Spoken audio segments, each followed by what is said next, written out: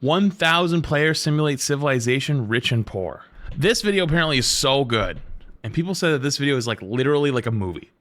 Lock in. Minecraft history, I scattered 1,000 people across 2 massive islands to simulate a realistic civilization.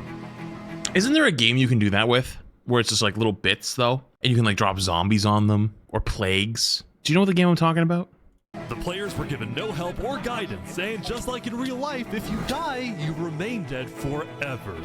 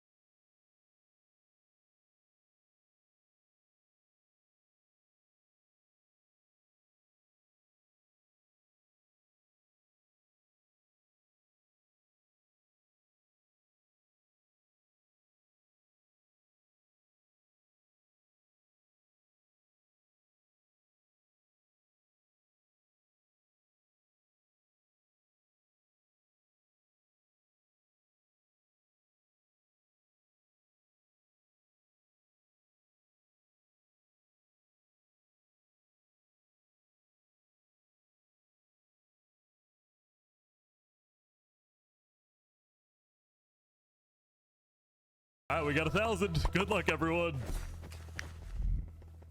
All right, for early predictions, I'm gonna make a prediction for the later on. I feel like the rich are gonna be more individualistic, and they're gonna have smaller groups where they're eventually gonna try to build up maybe a society later, but they'll probably be a little bit more like slower.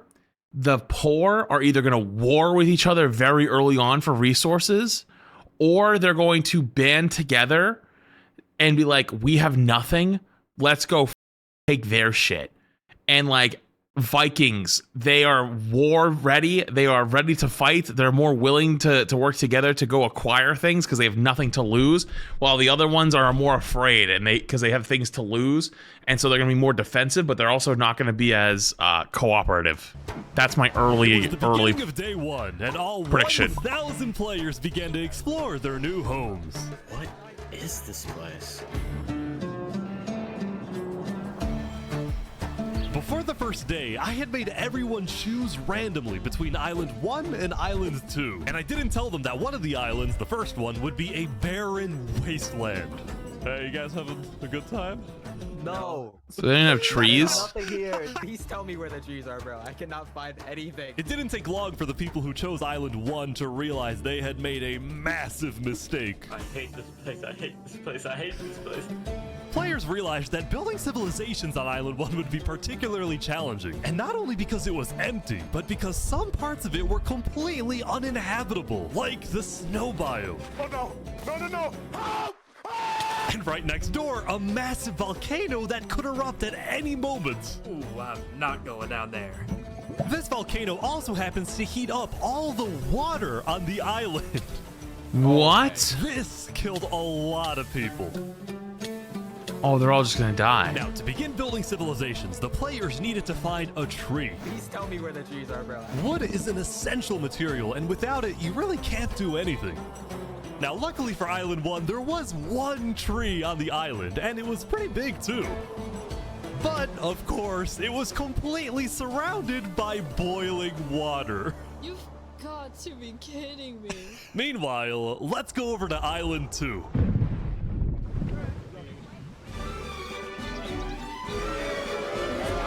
Hey guys! So they just have everything. Life on Island 2 was beautiful. The terrain was green, the trees were plentiful, and the water was normal temperature. I wonder if they'll tell us how many people died right away. Selling water? It's from the ocean. Are you trying to make me drink ocean water? No. The people on Island 2 immediately realized they had chosen the island of safety and wealth. You are literally a piece of gold. Yeah. The only real danger on Island 2 was the possibility of falling down from a tree as you're collecting wood. But some people found a way to even work around that. So you're planning to build a bakery. Yes, I am. And you're forcing your employees to go up and get oak? No. She forcing you to work up here. Hey, no.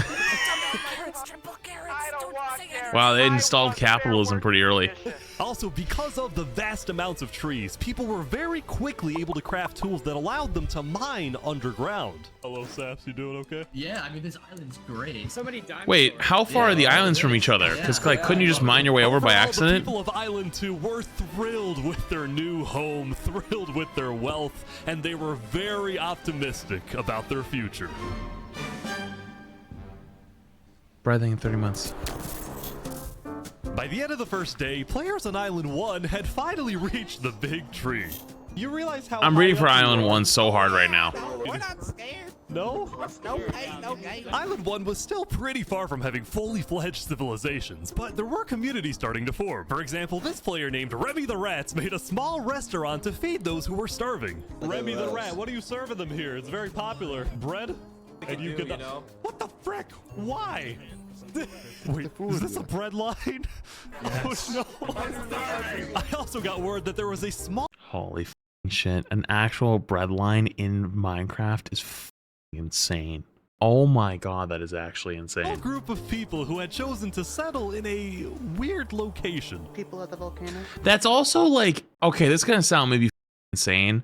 I feel like that's wholesome as shit though. Like that guy who got bread early on could have hoarded it for himself, but he decided to open a little bakery to feed everybody else. You know what I mean? What type of people would choose to live on a volcano? Hey guys. Hello. What the Hey, how's it going? Welcome to the mafia. This was Lingolini, and he had recruited about 20 people to join his Italian mafia. His goals were very simple: make friends and get rich. Hold on, Ish, can we tell you a little secret? We found some netherite. Oh, really? Yeah, don't tell anyone though. We're trying to keep it between us. We'll check back in with these guys later, but in the meantime, on Island 2, there were actual Netherite huge already? civilizations starting to form.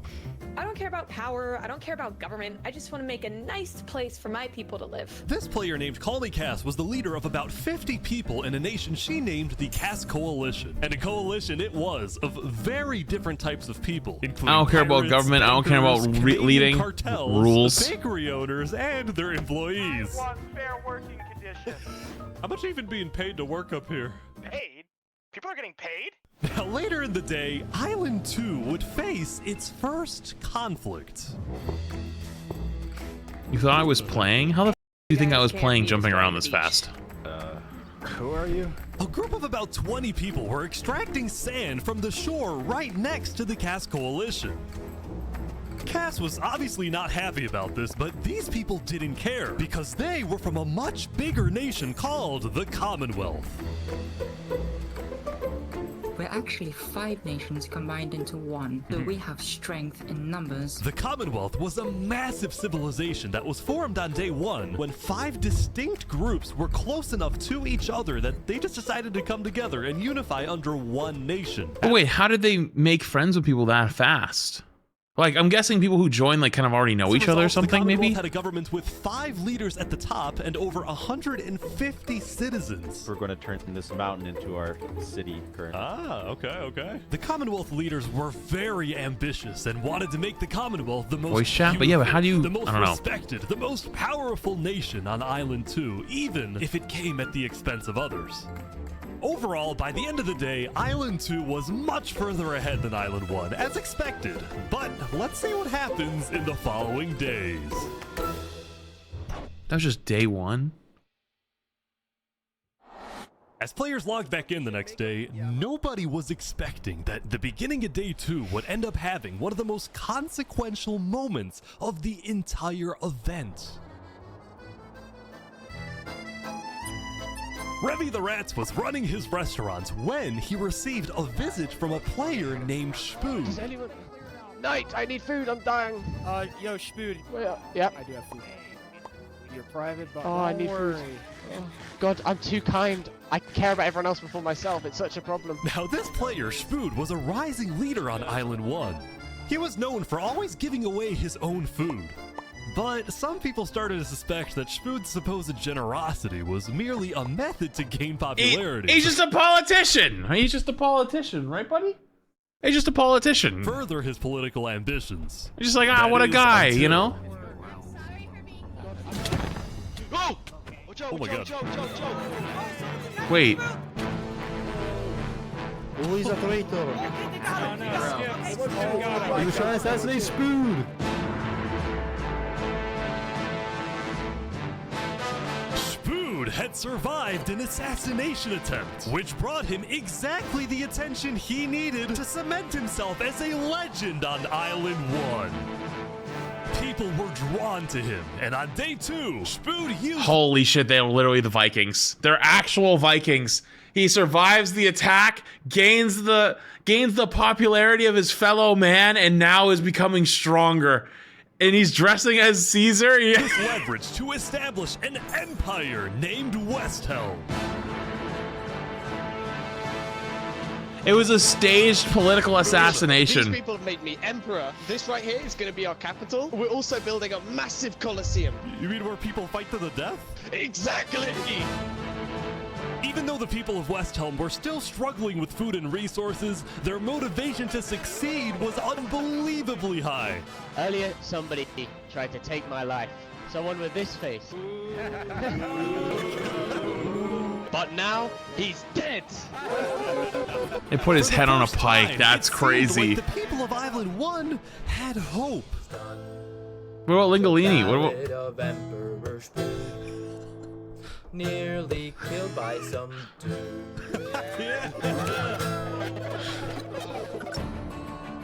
Island 1 was finally starting to develop civilizations, but not all of them were as motivated as Westhelm. Right next door, for example, was a cult named Nevermore that literally just boxed themselves in and wanted nothing to do with the rest of the world. Quoth the raven, nevermore. And honestly, these guys weren't wrong to be pessimistic. See, some of Low key, that's who I would have been. Without the what's his nuts? The guy, the poet who used to Poe, I think his name was, or the Raven dude. You know what I'm talking about? Without the cringy poems, but like, yeah, that's what it means. Who chose Island 1 had secretly been hoping that when Edgar Allan Poe. Yeah. they would find troves of iron and diamonds. But instead, they only found a giant layer of lava that stemmed from the volcano and covered the entire island. That's crazy.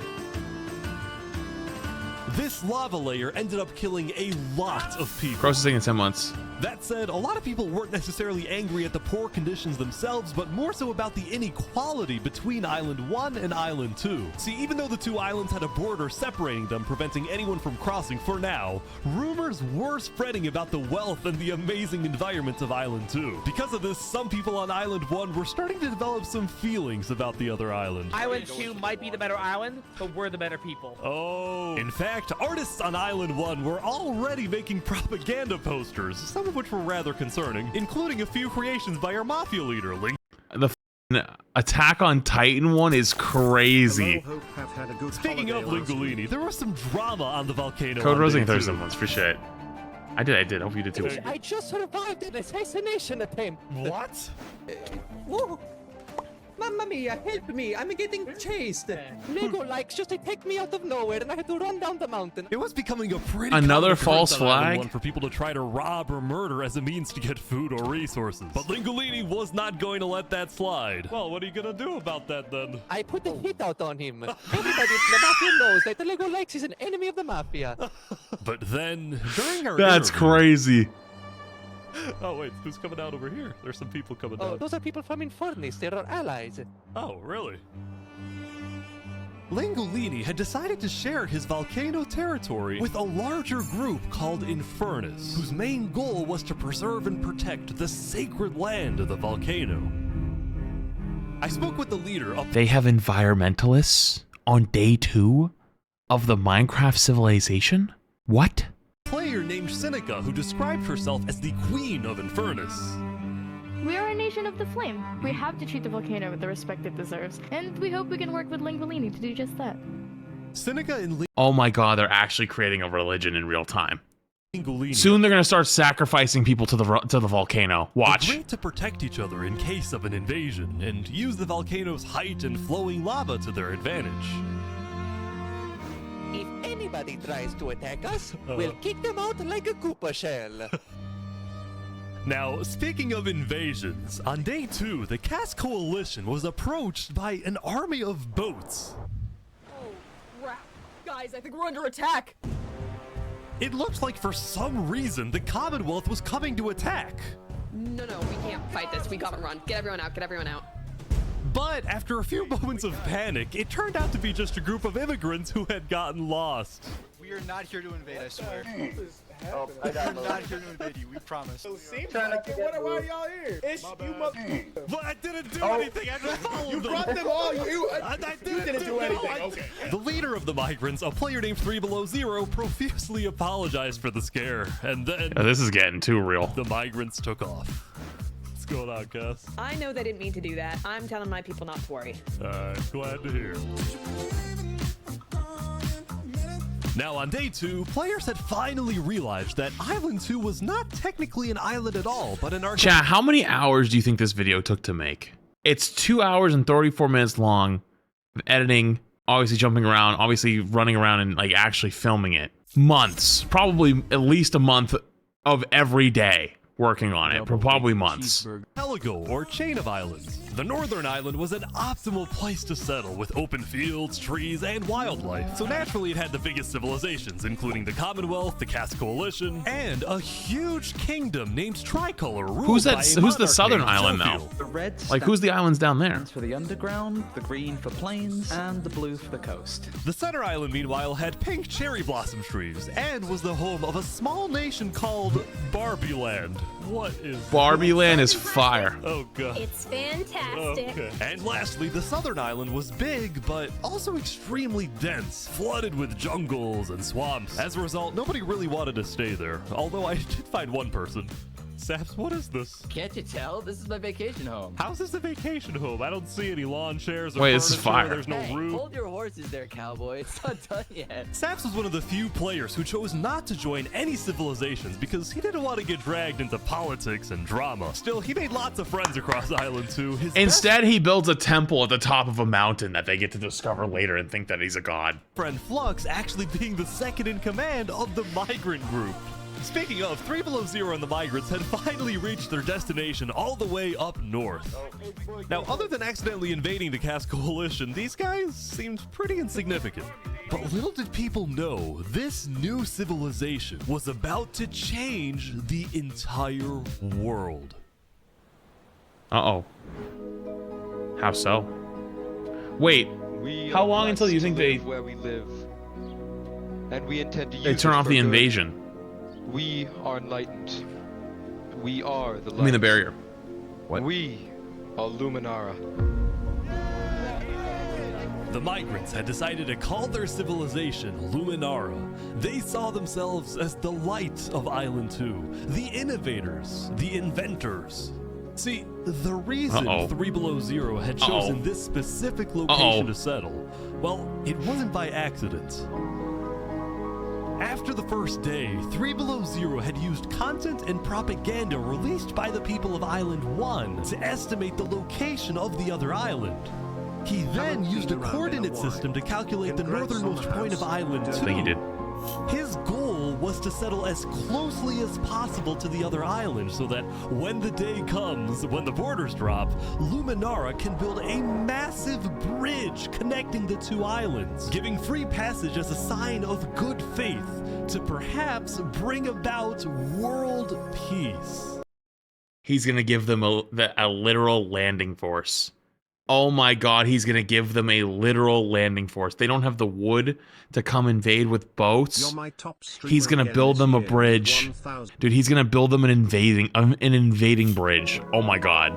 But it wouldn't be that simple. The second in command of Luminara, Flux, as well as a few concerned citizens, did not want that bridge to be built. They had seen the Island 1 propaganda. They knew that people on Island 1 were angry. Their fear was that Island 1 would just use that bridge as an opportunity to invade Luminara. Yes. And perhaps invade the rest of Island 2, leading to a world war. That bridge is a bad idea. Moving up north was a bad idea. Island 1 is going to invade us, and Luminara is going to be their first target. Uh-oh. True. World peace. I respect our leader's goal, but he's dead wrong. Oh, they're gonna We assassinate him. shouldn't be trying to befriend our enemies. The way we're going to achieve world peace is by uniting Island 2 against Island 1. Wait, this is actually so. Oh my god, this is crazy. 3 Below Zero says no. What if they finish the bridge? Well, then at least they'll know I tried to warn them when Island 1 comes and kills us all.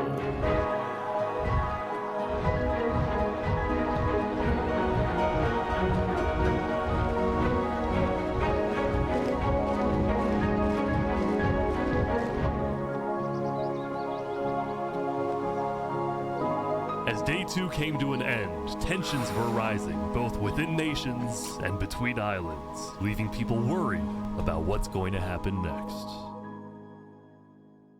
Dude, that was only day 2? Are you shitting me? That's only day 2? We're only 17 minutes in? And we're already... I feel like we're already in Game of Thrones, like season 3 at this point. Island 1, I was watching a small group of pirates who called themselves Al-Karasina. Al-Karasina, my friend. We're the baddest pirates around. Now, if you look closely, there was a person of interest hanging around with the pirates. Lego likes just to take me out of nowhere and I had to run down the mountain. Well, what are you gonna do about that then? I put the hit out on him. So to be clear, Lego Likes had a bounty on his head and he was hanging around pirates. You can probably guess how this ends. Yo, Lego Zanga's here. So is this is everything you guys got, huh? Not much. Ooh. They're boiling him. They actually boiled him. Oh my gosh. The Al-Karasina pirates had killed Lego Likes, but there was a small problem. Did you hear about the news? Yeah, I saw it, but we don't know who claimed the bounty. It didn't say it in the chat. Because Lego Likes had technically died to boiling water instead of a player, Lingolini didn't know who actually killed him. But fortunately for the pirates, when a player dies, the dead player drops their own head, which the pirates believed would be the proof they needed to collect their bounty. What if it burned up though? So you're expecting a payment later? Yes. All right. Well, I'll go. I'll go. You guys let me talk. By day 3, players had basically mapped out all of Island 1. They really are were pirates. Finally starting to adapt to the environment. Day 1 was horrific. We literally had bread lines. Day 2, we're building a coliseum, a citadel. I am literally immortal. Hopefully that isn't foreshadowing. Emperor Spoon was still the most powerful man on Island 1. Put And on into day some months 3, for he shit. was We're invited watching to cinema. a big international meeting hosted by a charity group called the Blue Cross. We invited you here mainly to discuss plans in case the volcano erupts. What are your individual plans? A large bunker underground. Just not using flammable So simple thing is materials. 2 months. Real plan, you know? What? You don't have plans? If that volcano erupts, you deserve to die. Whoa! Emperor Spoon had come in with good intentions, but it was there that he learned that he hates meetings. I'm gonna go there. When Emperor Spoon left, the other leaders were unsettled. Was this guy really the figurehead of Island 1? Okay, we need a better representative. Then, basically right on cue. Elysium diplomats, follow me. Bodyguards. Sorry guys, sorry, I'm late. This is Benji Button. And he's the leader of Island 1's second biggest civilization, called Elysium. See, wait, are they gonna war? Benji had discovered that toward the outer edges of the island, away from the volcano, the water isn't boiling hot anymore. So he founded Elysium, which literally translates to a place of ideal happiness. And he made the nation to give peace-loving people a chance to relax and get away from all the troubles of Island 1. Wait, that's like the most ideal spot to be then. Look at these Elysian guys swimming in the water. We were hoping that Lord Ish could summon a single mushroom cow. All right, if anyone drops a pufferfish in the next 60 seconds, I'll do it. What do I have to do? What do I have to do? The pufferfish. Quick. There it is. All right. They dropped him a mushroom. That's crazy. We can kill it for leather. Now, back at the Blue Cross, Benji and the other leaders discussed Wait, what do they want the mushroom for, though? Possibility of creating a full Island 1 alliance. All the leaders at the meeting, including Westhelm's representatives, believed that given the harsh conditions of Island 1, an island-wide alliance could be a game changer. But first, Before we make this official, we have to convince everyone else to join. See, there were a few civilizations not present at the meeting, and to complete the full Island 1 alliance, the Blue Cross would have to go out and get them all on board. First was the Alcaracina pirates, who coincidentally happened to pass by the meeting as it was happening. Hey, guys. Hello. They were on their way to collect their bounty from the second nation not yet in the alliance, the Linguini Mafia. Oh, yes, they're waiting. Hello, I'm looking for Hello, Mario. anyone? Hello, it's me. Ooh, mamma mia! It looks like a small brain. It sure looks like a Lego lights. Meanwhile, the Nevermore cult would probably be a little bit more difficult to convince, but the Blue Cross said they'd try anyway. Now, as for the fourth and final nation, well, it was a bit of a mysterious group. Their civilization was down south, and they were very isolated and secretive. They were also rumored to have an extremely strict government, but also a large... Bro, what did I just see? Did you guys see that? Rumored to have an extremely strict government. Yo, who the f is this guy? Day 3? They already built monolithic statues with flaming plates? But also a large amount of very skilled fighters. As a result, people were kind of scared to approach them, but they knew they had to eventually to complete the Blue Cross Alliance. They knew that if this alliance works out, it wouldn't matter that they all lived on the poor island. All of a sudden, out of nowhere, the most powerful force in the world would become Island 1. At first, Island 1 was supposed to lose, but now they were on the verge of turning their lives around completely. Wait, they're uniting. They want to go, they have a common enemy.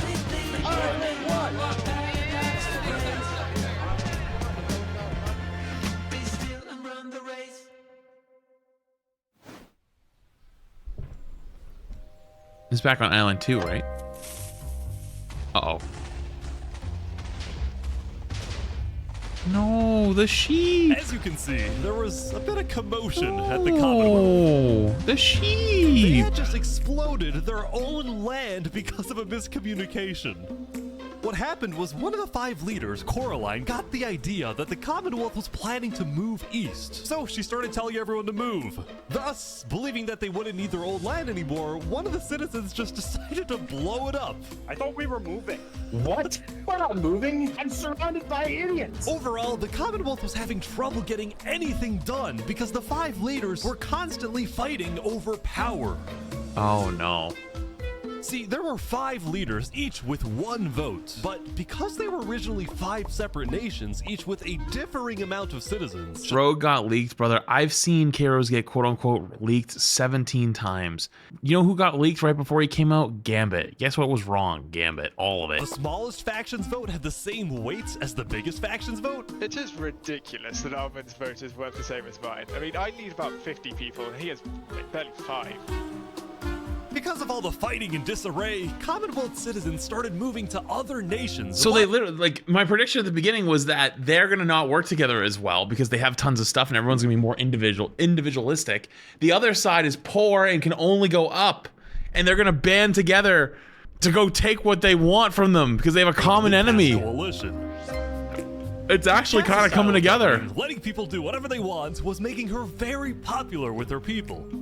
I've been with Cass since pretty much the beginning, and she's established a democracy, a true one. Really focused on like letting everybody do their thing. But at the same time, the lack of any regulations had some unintended consequences, like players making strange and ugly buildings. So to solve this, Cass hired a building inspector. I have placed a lot of foundation for a glorious city, basically made out of stone. That way no one can burn us down. However, the building inspector did get a little power hungry.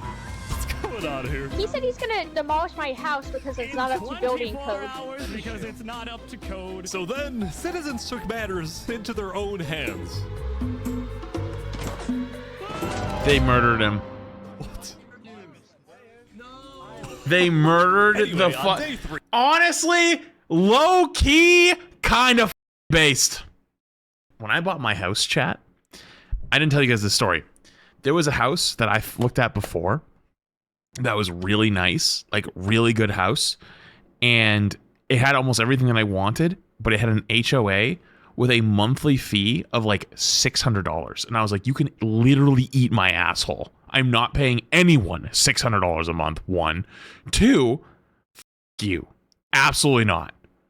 And they were like, it's only for the first 5 years, because it was like a newish development. It's like, it's only for the first 5 years to build up the fund. I was like, I don't care. I don't give a fuck. I don't even want to live in one. Absolutely not. And so I found a nice house with no HOA at all. It's great. The biggest nations on Island 2 were still the Commonwealth, the Castle. And you know what? There's obviously the small things that you kind of wish you had an HOA for, quote unquote, right? Like people go, oh, like, you know, they like plow your driveway for you. And, you know, some of them like, they'll like cut your grass, right? Like depending on what you have, right? They might cut your grass for you or something like that. Or they might like help out with like if your roof gets damaged or something. Well, guess what? I can do all that shit myself. HOAs. Coalition and Tricolor. Tricolor. Okay, listen, don't call me out like that. I know I said it's great and it has no problems. That's actually not true. We're actually so fucked. Our sink, something's wrong with it. I think I need a new sink. It won't work. It's a tap sink. You have to like tap it to turn it on. You like turn the valve to like turn the water, and then you tap the sink. It's tap function. I washed like 900 dishes at Thanksgiving, and I think I burnt it out, and now it doesn't work. And I had to tap it like 400 times for it to get it turned on. And it's pissing us off so badly. So you know what? I say that. The rusty tinnitus sink, yes.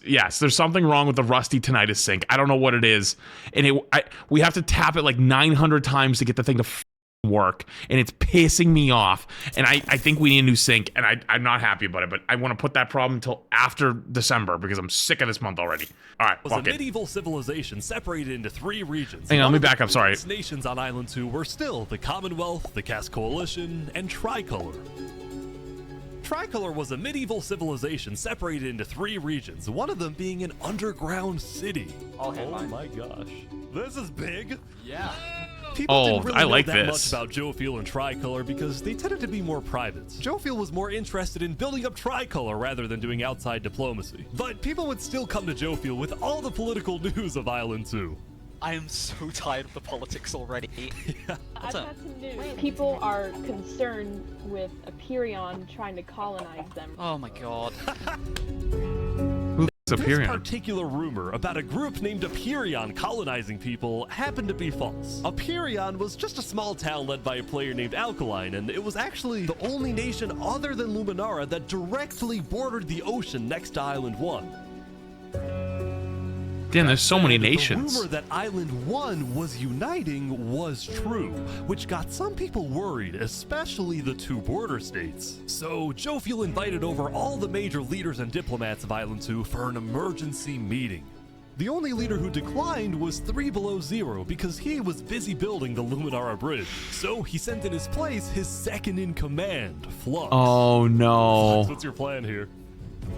I don't care what 3 Below Zero says, we need to make sure everyone unites against Island 1. Good luck, sir. And because this meeting was the most important event yet on Island 2, Jofiel invited a neutral mediator, someone who could lead the meeting in a fair manner and wasn't a part of any nation. Saps, where are you going? Apparently they're making me lead the meeting with all the Island 2 leaders. Dude, this is the best skin I've ever seen. You sound very excited about it. Oh no, I'm not excited. I'm terrified. I'm accidentally gonna cause. Honestly, he has the best spot. Just lives up on the top of a mountain all by himself.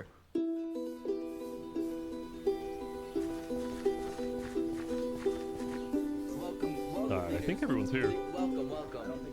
Well, we at the great and mighty Commonwealth are looking forward to a productive conversation. Thanks, it's great. So, as the president of Aperion, I'm We're remitting the prime. worried Appreciate about our town, which is why I'm proposing we all join a defense pact.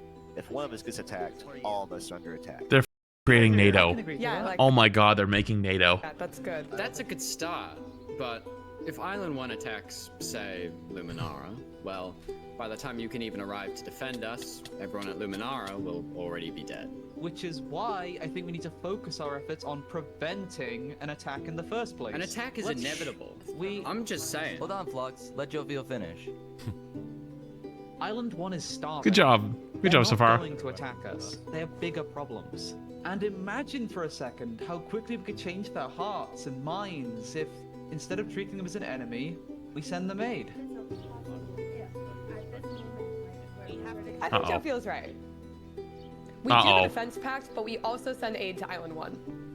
Oh, Jesus. This is gonna sound, I think this is gonna sound horrible. It sounds like America Simulator.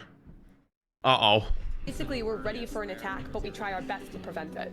I'm on board with that. I can agree to that. The Commonwealth agrees. Guys, no, this is ridiculous. Island 1 is literally making propaganda saying death to Island 2.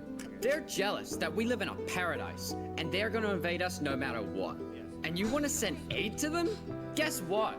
They're gonna take whatever you send them. Food, armor, weapons. The worst part is, if the guy who was actually number 1 went, he would agree with all of them, but his number 2 is so against it that he's actually arguing against what they're doing. So like the wires are crossed because they're building a bridge to literally extend peace, but the guy who's negotiating wants war, and so it's actually insane. And they're gonna use all of that against us. No, I'm just saying, like, no matter who you agree with, right? The actions of their nation directly are against the words of their representatives. He might have a point. Hold on. Island 1 isn't evil. They're not savages. They just need help. You cannot be this naive. Well, there's a guy under the table. There's a guy under the table. Everyone is super on edge. They're worried about traps. Guys, Island 1 is united. They have hundreds of people all aligned in the same goal, to kill us and take our resources. If they decide to attack any single one of our nations, it'll be easy. All they'll need to do is walk ahead, which is why we need to either merge all of our nations right now. We all choose a spot and combine into one civilization.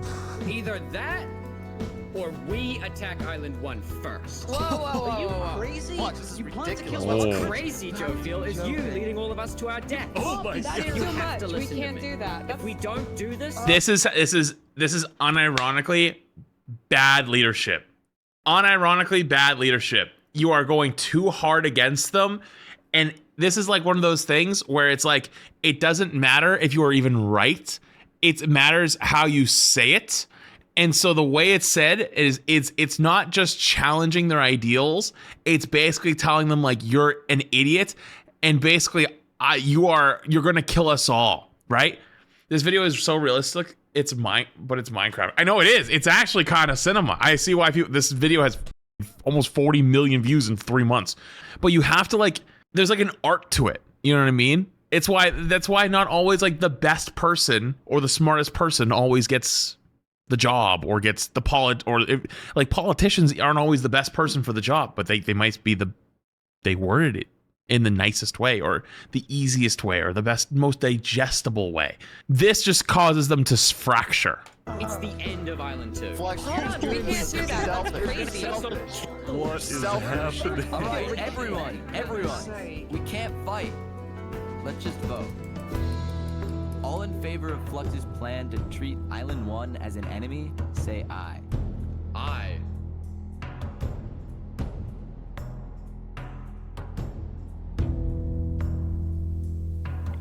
All in favor of sending aid to Island 1. Unironically, sunk your own ship. Even if he's right, and you know what? I think he is. I think he's right. I think he's 100% right. Granted, we already know about their plans on the other side, right?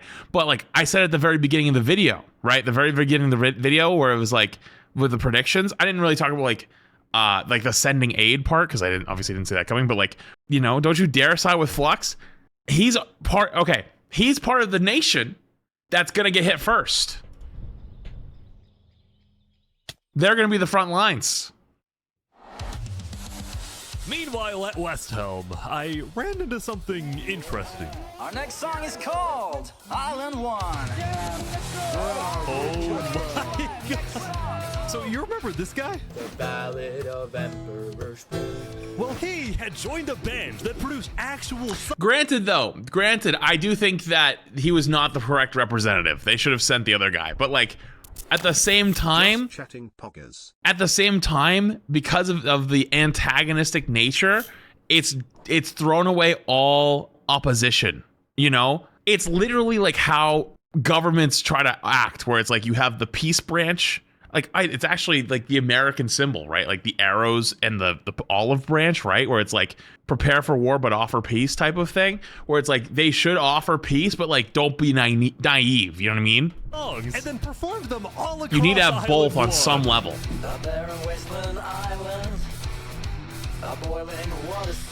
think it's 29 Months Galaxy. No resources to speak of. Except a water tree. Let's go! Everyone loved the Island 1 band, including Emperor Spoot, who found that the music bolstered the morale of his citizens. He believed that a happy citizen is a productive citizen. West Helm took us in and gave us a little home. Even though Emperor Spood was a chaotic figure, West Helm itself was the opposite. It had an army, a storage system, and a hierarchy, from Emperor all the way down to citizen or plebeian. Damn. And of course, there was the Colosseum, which when finished will play a major role in West Helm's justice system. Damn. That said, Emperor Spood was not happy when he heard that yesterday, Benji and the other leaders had been talking poorly about him. Okay, we need a best representative. Our final goal is to put Benji Button in here. No, that is a joke. That is a joke. You don't want Benji to die, do you? Well, I mean...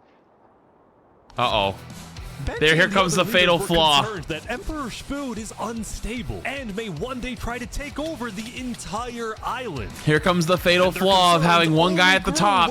It's easier to create those streamlined, you know what I mean? Those streamlined methods, but if that guy at the top ever gets emotional or falters a little bit, But they also knew that if Island 2 no checks and balances. Attack, they needed Spood on their side, so they didn't know what to do.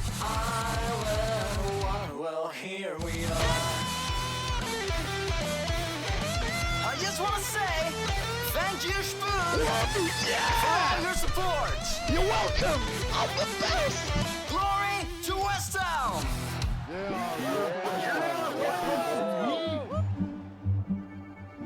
Wait, I just saw on YouTube. Wait, someone said that a lot of tap sinks need batteries. Wait, do you think my sink needs batteries? Where do you... Wait, the sink can take batteries? Where the f do you put batteries in a sink? Yo, I gotta check that later. Meanwhile, Seneca, the Queen of Infernus, had decided to begin building a massive castle for her people. A beautiful home base that would hover directly over the volcano. Yesterday at the Wait, Island that's 1 fire. meeting, a lot of leaders expressed worries about rumors that the volcano may erupt, and they talked about how they would each take different precautions. Everyone believed that the volcano was dangerous, except for Seneca, who had decided to take the opposite approach. It's all just paranoia. If we really value the volcano, we need to have faith it won't erupt. The main goal of Infernus as a civilization was... Chat, remember, listen, saving the environment is great. Obviously very good. But you gotta have someone also to kind of like reel it back just a little bit, you know? Preserving the volcano, good. You know, having faith that it won't erupt and building a city on top of it, okay, let's bump the brakes a little bit. To preserve the sacred land of the volcano. So what better way to show faith and demonstrate loyalty than to make your home right above it? Lingolini, meanwhile, decided to make his home underground within the volcano. Deep under the ground, like a Goombas.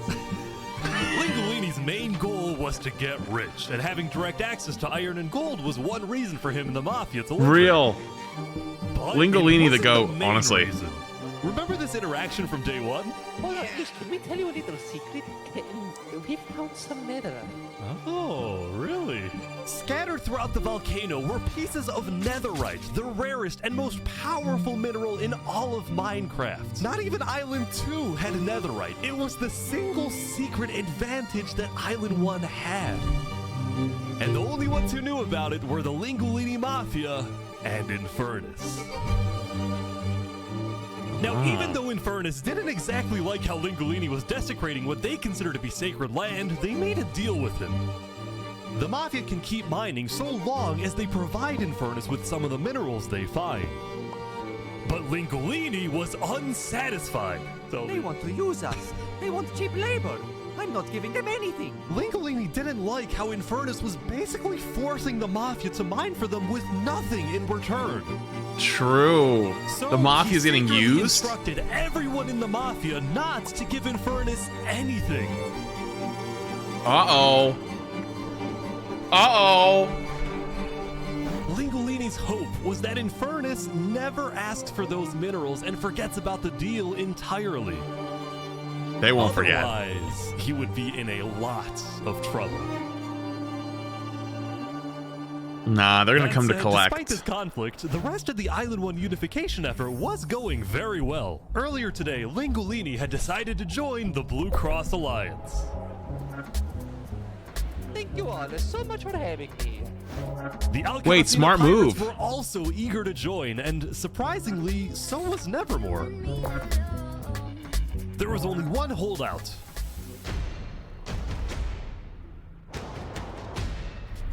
This mysterious civilization was called the Covenant, and it was ruled by a dictator named Turntap.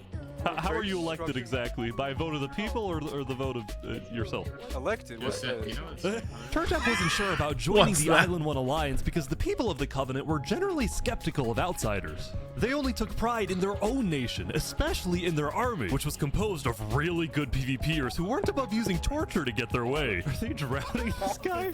He's gonna die.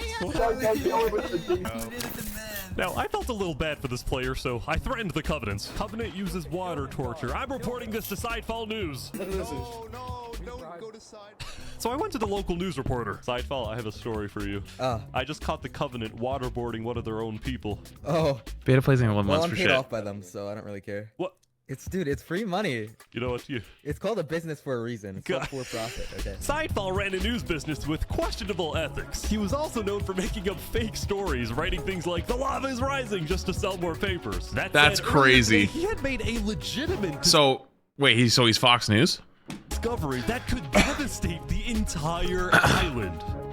Island 1 had a lot of known dangers, from the lava layer to the boiling water to the powdered snow. But there was one last danger that nobody knew about until now. Oh no. No way.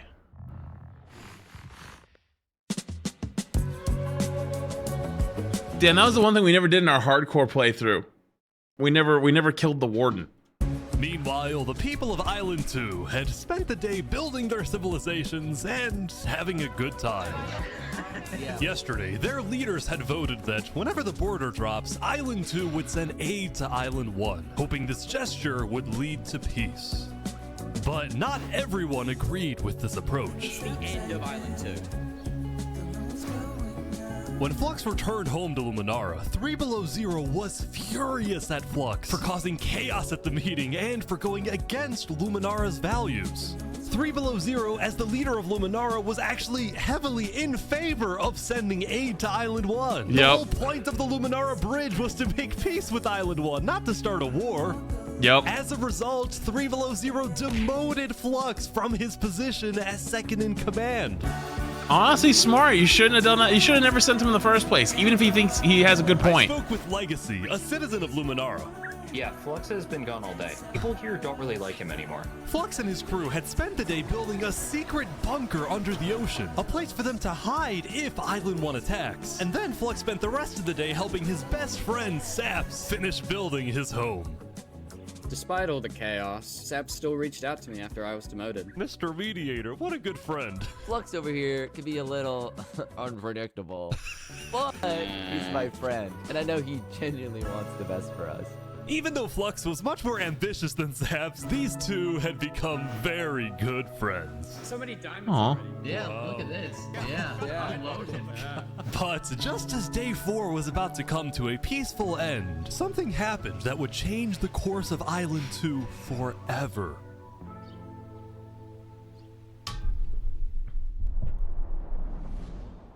What? Not the GTA. Nah, what is this editing? That's crazy. Jofiel, the leader of one of Island 2's largest civilizations, was walking across Tricolor with her second in command, Seraphim.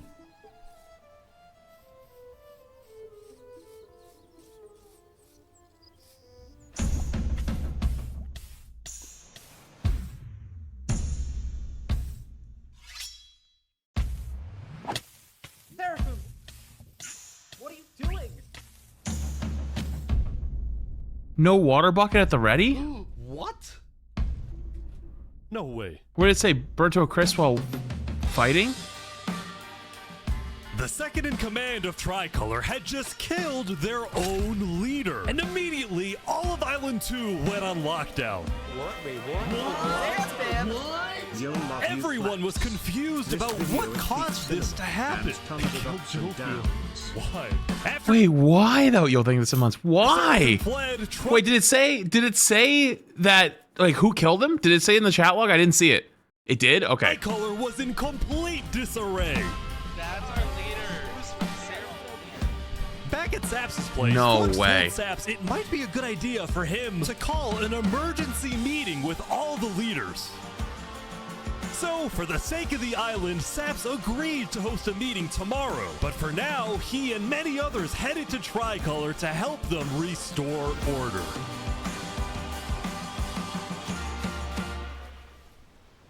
Holy shit. Who's that guy? He's working with him. No way. He went in the bunker. Wait, they're working together. He didn't get his way, so he's gonna just... That's crazy. No way. Now, Island 2 wasn't the only place that would face tragedy. Oh, what? The leader of the Alcaracina Pirates, Noble Bucket, died very suddenly. Alright, they sent me the footage of what happened. Oh no. He doesn't know the lava layer's there. Whoa! He died to lava. You gotta be... I think I'm dead. I think I'm... Oh my god. With world leaders dying left and right, the media had plenty to report on. That's crazy. The most trusted news company was from Elysium, called Daybreak Media. We're #1 because we actually report the truth, unlike that bozo sidefall.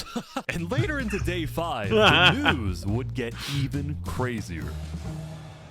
For purposes of unity, the Covenant had finally decided to join the Blue Cross Alliance, thus successfully uniting the entirety of Island 1. Holy but right shit. away, the strength of this alliance would be tested. Yo, be macheting in 24 months. Appreciate it. Earlier, a citizen of Infernus had accidentally told someone outside of Infernus that there was netherite in the volcano. And this news spread all across the island.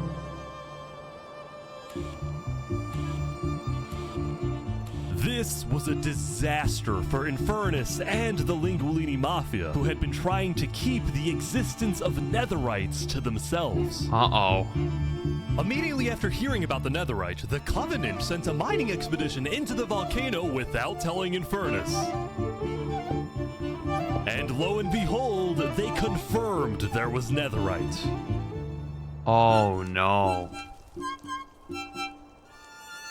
Because the Covenant had a scary reputation and a ruthless army, Queen Seneca of Infernus felt it was in her best interest to allow the Covenant to mine. But when other nations like Westhelm started asking if they too could mine in the volcano, Seneca said no. Uh-oh. People are saying we're being selfish. They're the ones being selfish, trying to take our resources. Listen, Island 2 is rich. We are not. Now, with netherite, we actually have a chance of evening the playing field, but the volcano people are hogging it. Before any fighting could break out, the Blue Cross quickly reached out to all the leaders and told them to put this issue on hold. We're inviting everyone here tomorrow, so we can all talk this through peacefully. We're Island 1. We cannot afford to have a war over some mineral. Okay. I think that the environmentalists are going to try to go crazy on him and be like, no, you can't.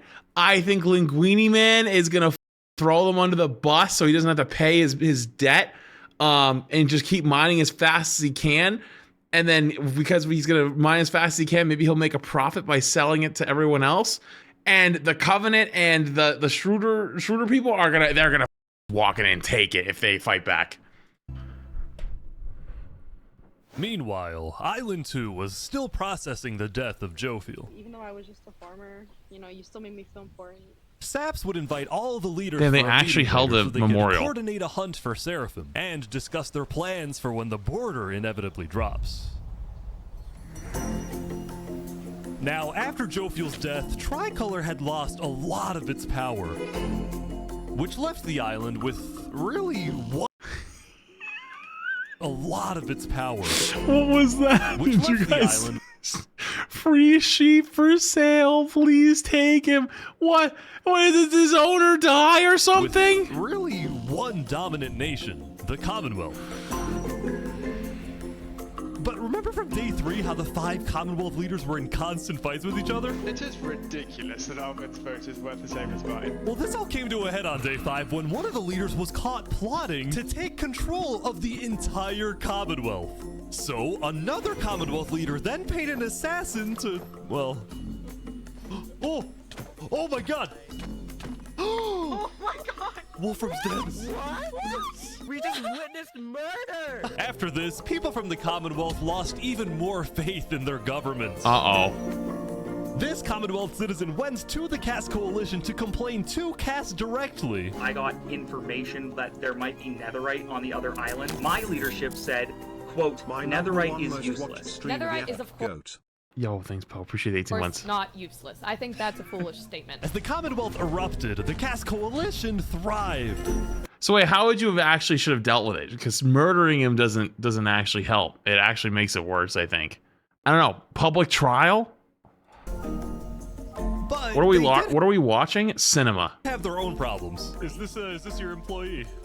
Yes, he is. That implies I get paid. Is he not getting paid? Skip out on work. You hear this woman? Probably Earlier, What Daddy had ditched work to attend a party in Barbie Land. So as punishment, Yeah. his employers forced him to risk his life and chop down one of the tallest trees in the Cass Coalition. He's asking for help. You have to yell louder. I can't hear you. You're so far up. You have to get closer to the ground. Oh!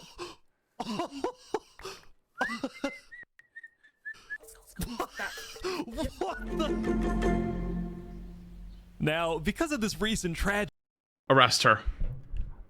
His death could have been prevented. That is textbook abuse of power, negligence, gross negligence.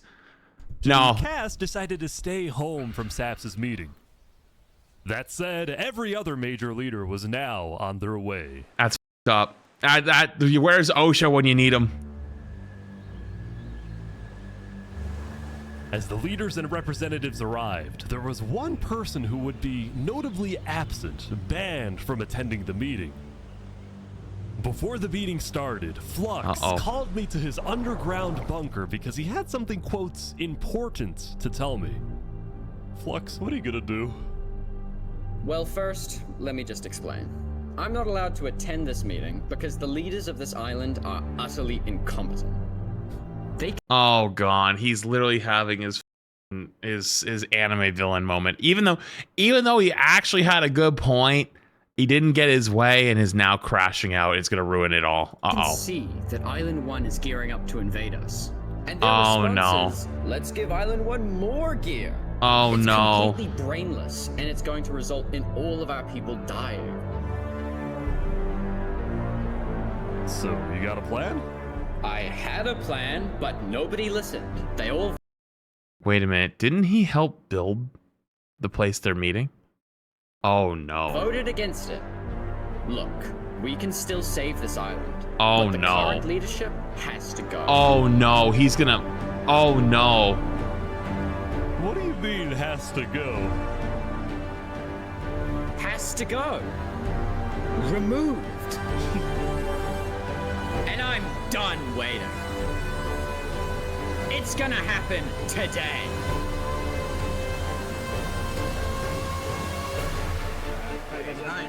Leaders, welcome. Oh no. Thank you all for coming. We have a lot He's of got very TNT important under the stuff to floor. talk about. He gonna blow this bitch up. During the first meeting, there was one person there who actually understood what I was saying. Seraphim reached out to me, asked me if they could help in any way. I told Seraphim to kill Jofiel. And today, I knew we it. will finish the job!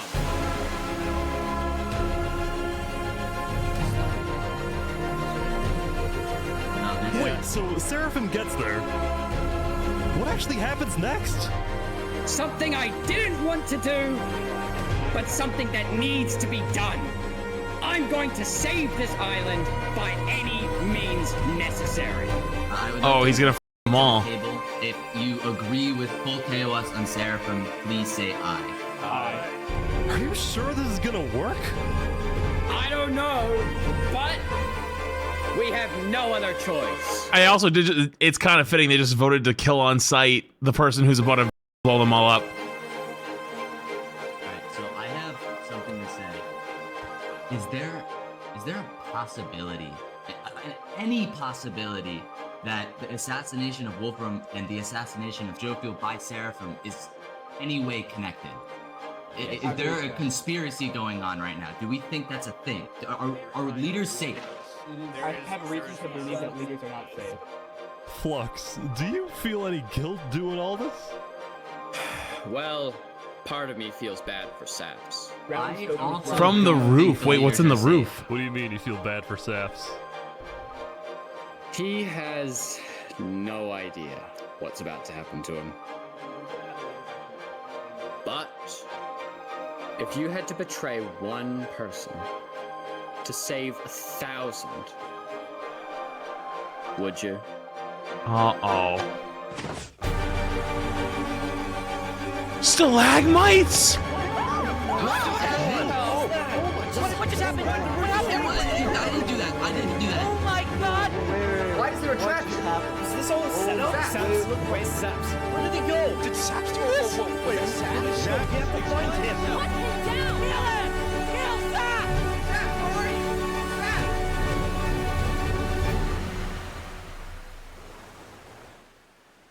And then Saps has to go on the run? He got framed. He tried to be a good guy and help them all, and they used him. He should have stayed away. He should have stayed away. He shouldn't have even helped any of them. He should have been his own monk. He should have been his own monk off in the hills and just not got involved. That's crazy. Holy shit, poor guy. Guys, there's still 51 minutes left. How the f we're on like season 5 of Game of Thrones at this point. This is crazy. All right, lock in day 6. Wait, how many days are there? 10 days? Wait, we're only halfway done. It was a new day, and Island 2 was in shock. On day 4, when Saps was in Tricolor helping the people after the death of Jofiel, Flux and his crew had built a trap in his roof.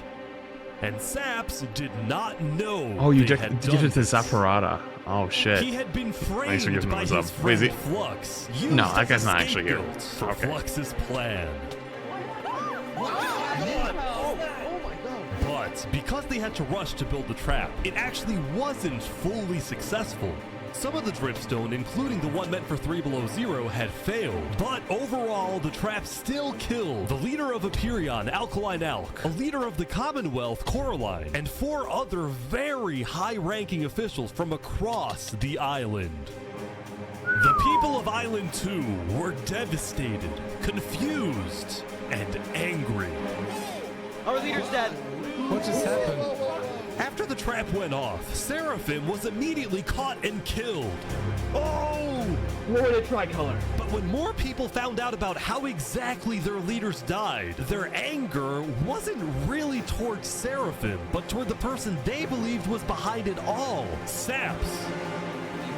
And it made sense. Saps knew he'd be hosting leaders at his home. It was his roof that had a secret trap. A trap that happened to fit perfectly into the design of the roof. Saps was about as guilty as it was possible to be. Oh no. With that, all the major Island 2 nations, from the Commonwealth to the Cast Coalition to Tricolor to Luminara, declared Saps to be hunted down and killed, while Flux got away with it all. If you had to betray one person to save 1,000, would you? And on top top of all of this, at the beginning of day 6, it was announced that tomorrow, on day 7, the border between the two islands Told Burger King will 11 months. finally fall. Holy shit. They have no plan anymore because they all died. Both islands now have 1 day to prepare. That is crazy.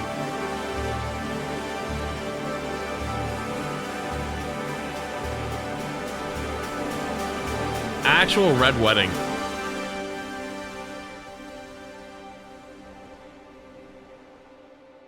What are we watching? Peak. Now, when the people of Island 1 saw the chaos happening on the other island, most just didn't really care about it. A lot of the hatred against Island 2 that was popular in the early days had faded away. That is, except for this player named Oppenheimer, who was determined to take out Barbie Land because in 2023, the Barbie movie had outsold the Oppenheimer movie. I'm building a nuclear rocket that will make yesterday's chaos look like child's play. But when Wait, that's Oppenheimer tried fire. testing his nuke, it went up, and up, and up, and was never seen again.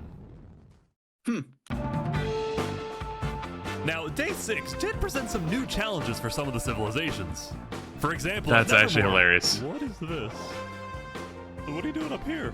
I got voted out because they hate me. Oh! Come on! Don't jump! What about me? Oh! Oh! Oh!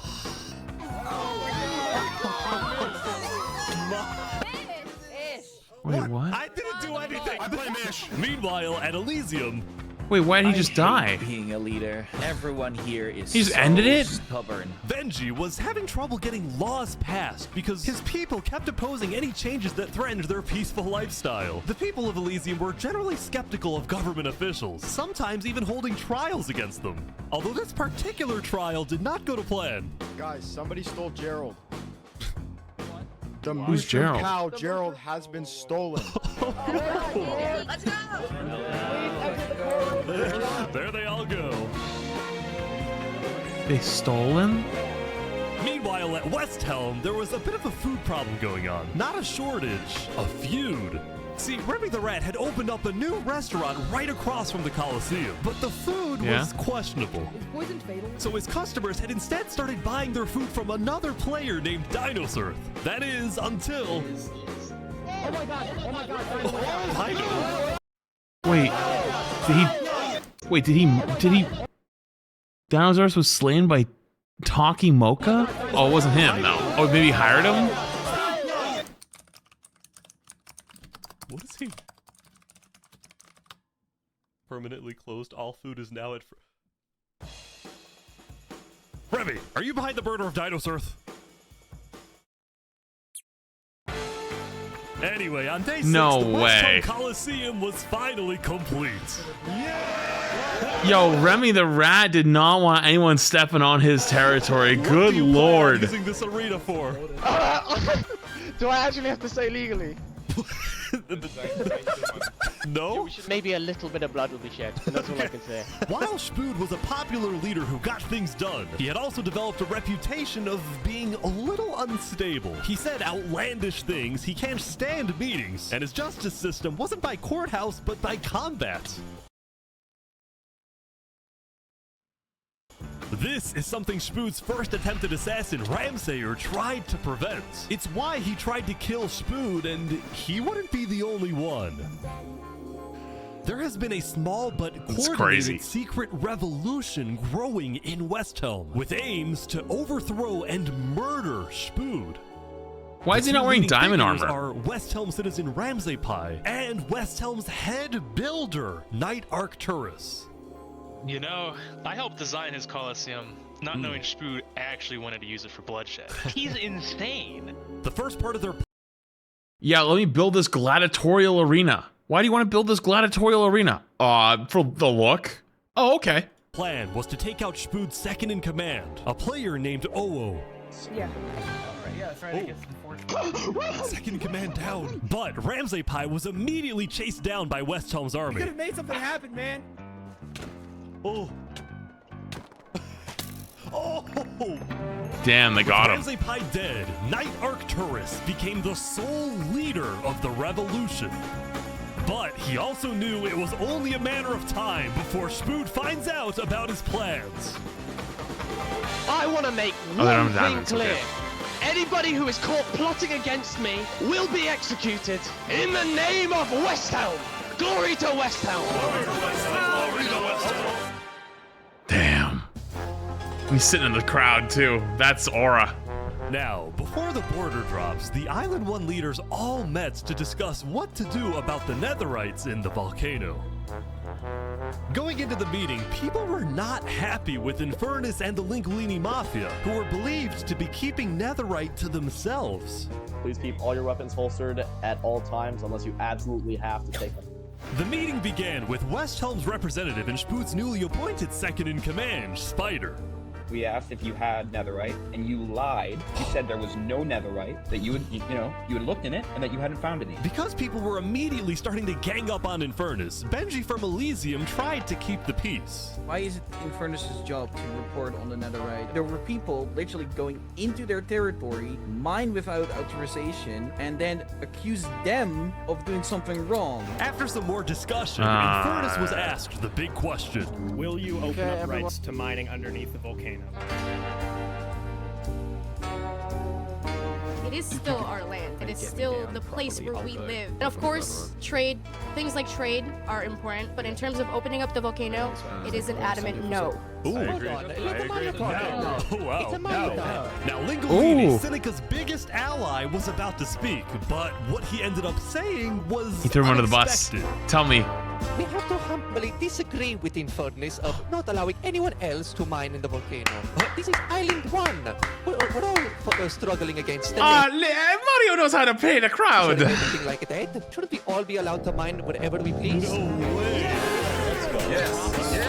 Hell yes. Preach. And then he's gonna yoink their territory right out from underneath them. Offering deals to Infernus. I believe we'd be open to give you resources since it is your land. But Seneca still said no.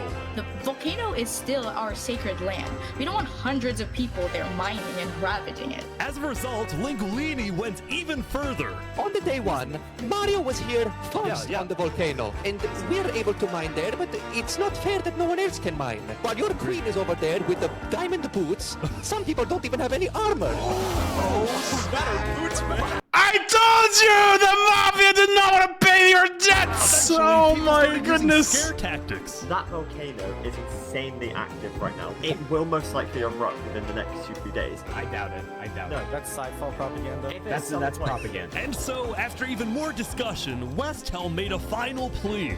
We have a representative from every single nation on this island. You have an opportunity here to unite us all, or you have an opportunity to totally destroy that unitedness. But Seneca still wouldn't budge. For now, it's a no. So, Linguini made a big announcement. Mario has a large chunk of territory in the volcano. The Linguini family declares independence from Infernus, and we will open mining to anybody who wants to mine. The best part of that is, you know what's going to happen? Everyone's going to flood in, and then it's going to get all mined really quickly, so they're going to start spreading into the territory they're not supposed to be in, and then it's going to be on Infernus to try to stop them, and if they try to stop them with force, they're going to get cooked. That's what's going to happen. Seneca had left the meeting, furious at Linguini's betrayal. Oh, Linguini cooked. Outcome of this meeting's adjourned.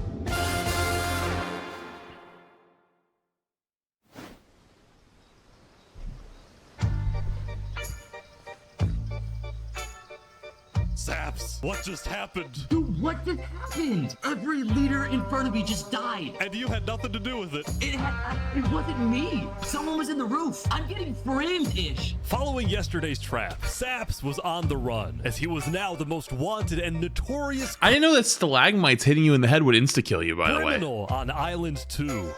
That's crazy. Rude. What am I supposed to do? He had no choice but to hide amongst the dense jungles and swamps of the southern island. But he also knew that the longer he hid, the more guilty he looked. So earlier, he had decided that he would turn himself in under the condition that he is given a fair trial. Flux, meanwhile, was satisfied with the success of his plan. Goes to but armor? It wasn't over quite yet. We got 2 leaders left to kill. Call me Cass, and of course, the guy who demoted me. And because Seraphim was dead, Flux sent another member of his crew to take care of the job. Oh no. Oh no. He just ran up on him. Was he to the world, picking his butt? Like what? Another senseless assassination. But to Flux, it was the strategic progression toward making the people of Island 2 paranoid. So paranoid that they wouldn't trust anybody, and especially not Island 1. In fact, the new leadership of Tricolor was already preparing for Island 1 to invade. I think we should secure our nation, make sure we have plans when inevitable war and fighting starts. Sending aid Oh to my God. Island 1 was officially off the table, and the construction of the Luminara bridge had come to a stop. After all these days, Flux's plan was finally working. He'd turn them all on each other in Now, fear. the Coalition, meanwhile, hosted a diplomatic meeting on Day 6 to try and increase the morale of Island 2 before the border drops. Although Cass herself was too scared to attend the meeting. I am, I want to enter, but my members are telling me not to because there was an attempt on my life yesterday. Right. Because Cass was one of the last remaining major leaders on Island 2, she now had guards with her at all times.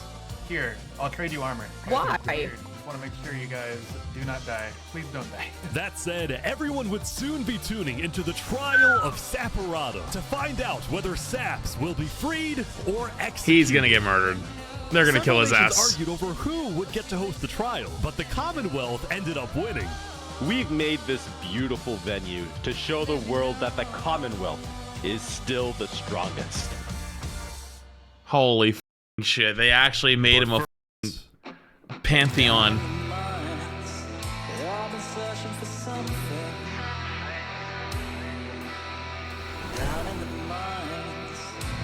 Why does it appear? They're moving the warden up.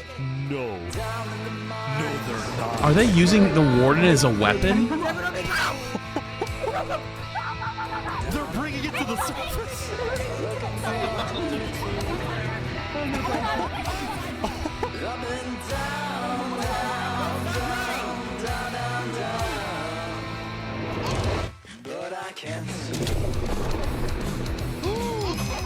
Wait, they made it rising lava? So remember that discovery that Sidefall made? Well, it was a warden, also known as the most dangerous creature in all They of named it Minecraft. Rising Lava. Sidefall had then renamed the warden to Rising Lava, so that when he was accidentally killed by it, the entirety of Island 1 went into a panic. The lava is not rising, but this is just as dangerous. Wait, why were they bringing it to the surface though?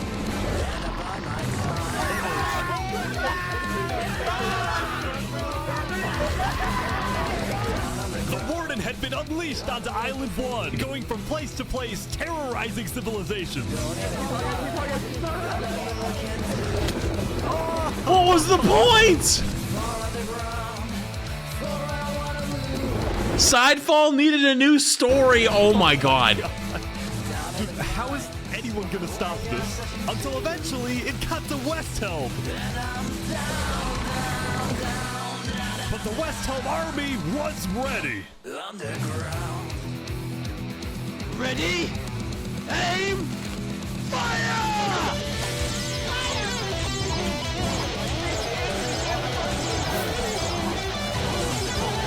Holy shit, they're stacked.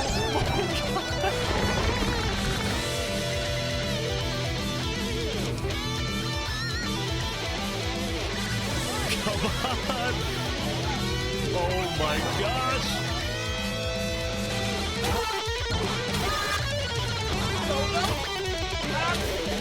Though he's still rolling them though.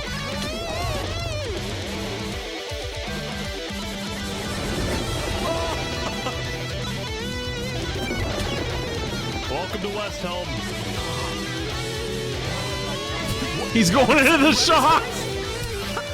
The bakery.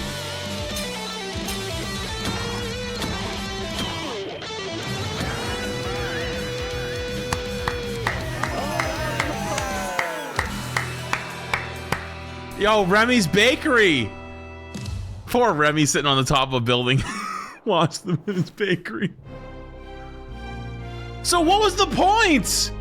Why did they do that? Saparata is accused of 7 counts of murder, including the murder of Joe Field, the murder of Alkaline Alp, and the murder of our very own Coraline. I will hear the prosecution's argument, followed by the defense. Money and fear mongering, crazy. And then I shall make my ruling.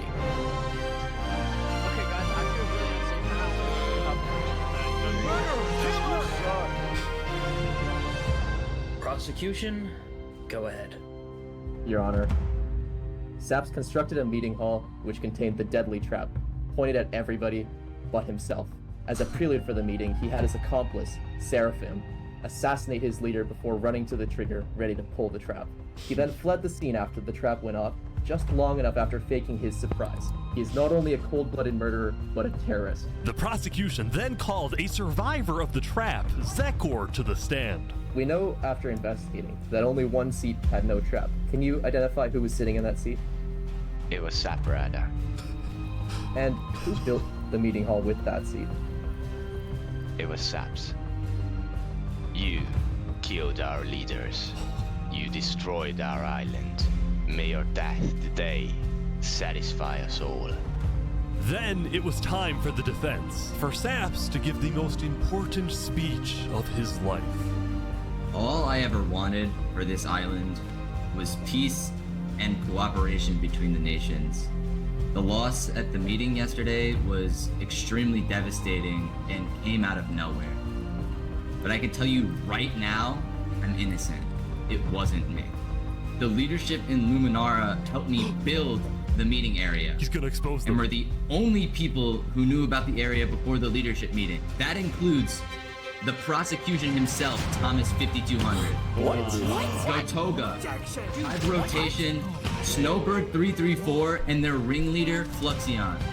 Hold on. When I left to gather the leaders for the meeting, they must have snuck into the roof of the meeting to make the trap. No People way. I thought I can trust the most used me for their malicious intent and killed the leaders and blamed it on me. Saps had figured out he was betrayed and framed by his friend Flux, but he would end up making a critical mistake.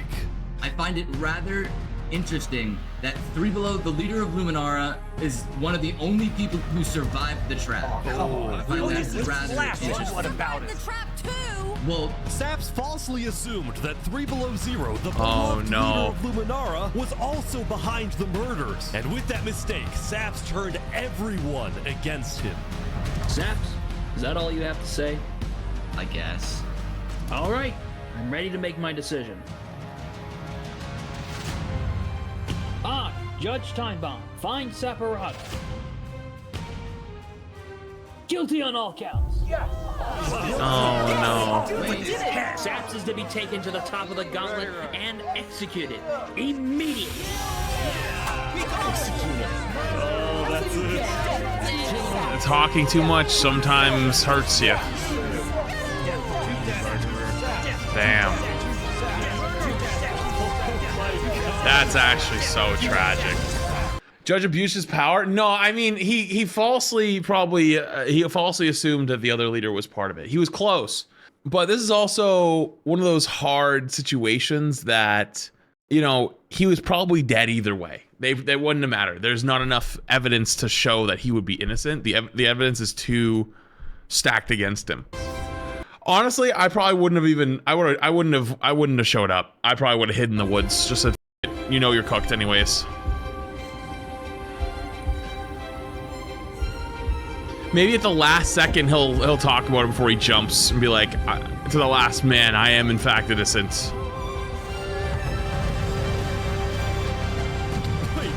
Wait, he's making a run for it. No way.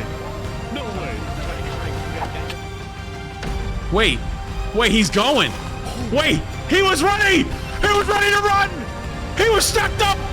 Oh my God, wait a minute. Fall damage.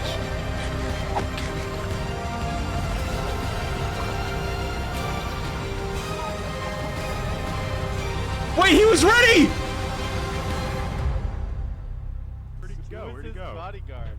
he escaped, man. Did he actually get away? You gotta be kidding me! No!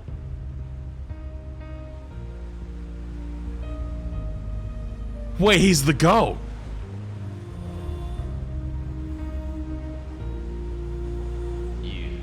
That's a Bed Wars player if I've ever seen one.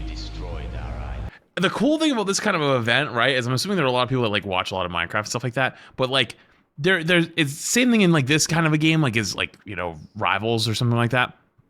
There's probably huge skill gaps, right, between like this casual silver, gold Minecrafter and like top 500 pro player. Is this like a top 500 pro player Minecraft player and he just pulled some crazy shit to escape? I think so. Saps, why did you do this?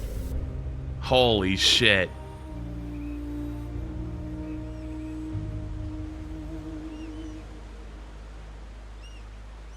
He's smurfing.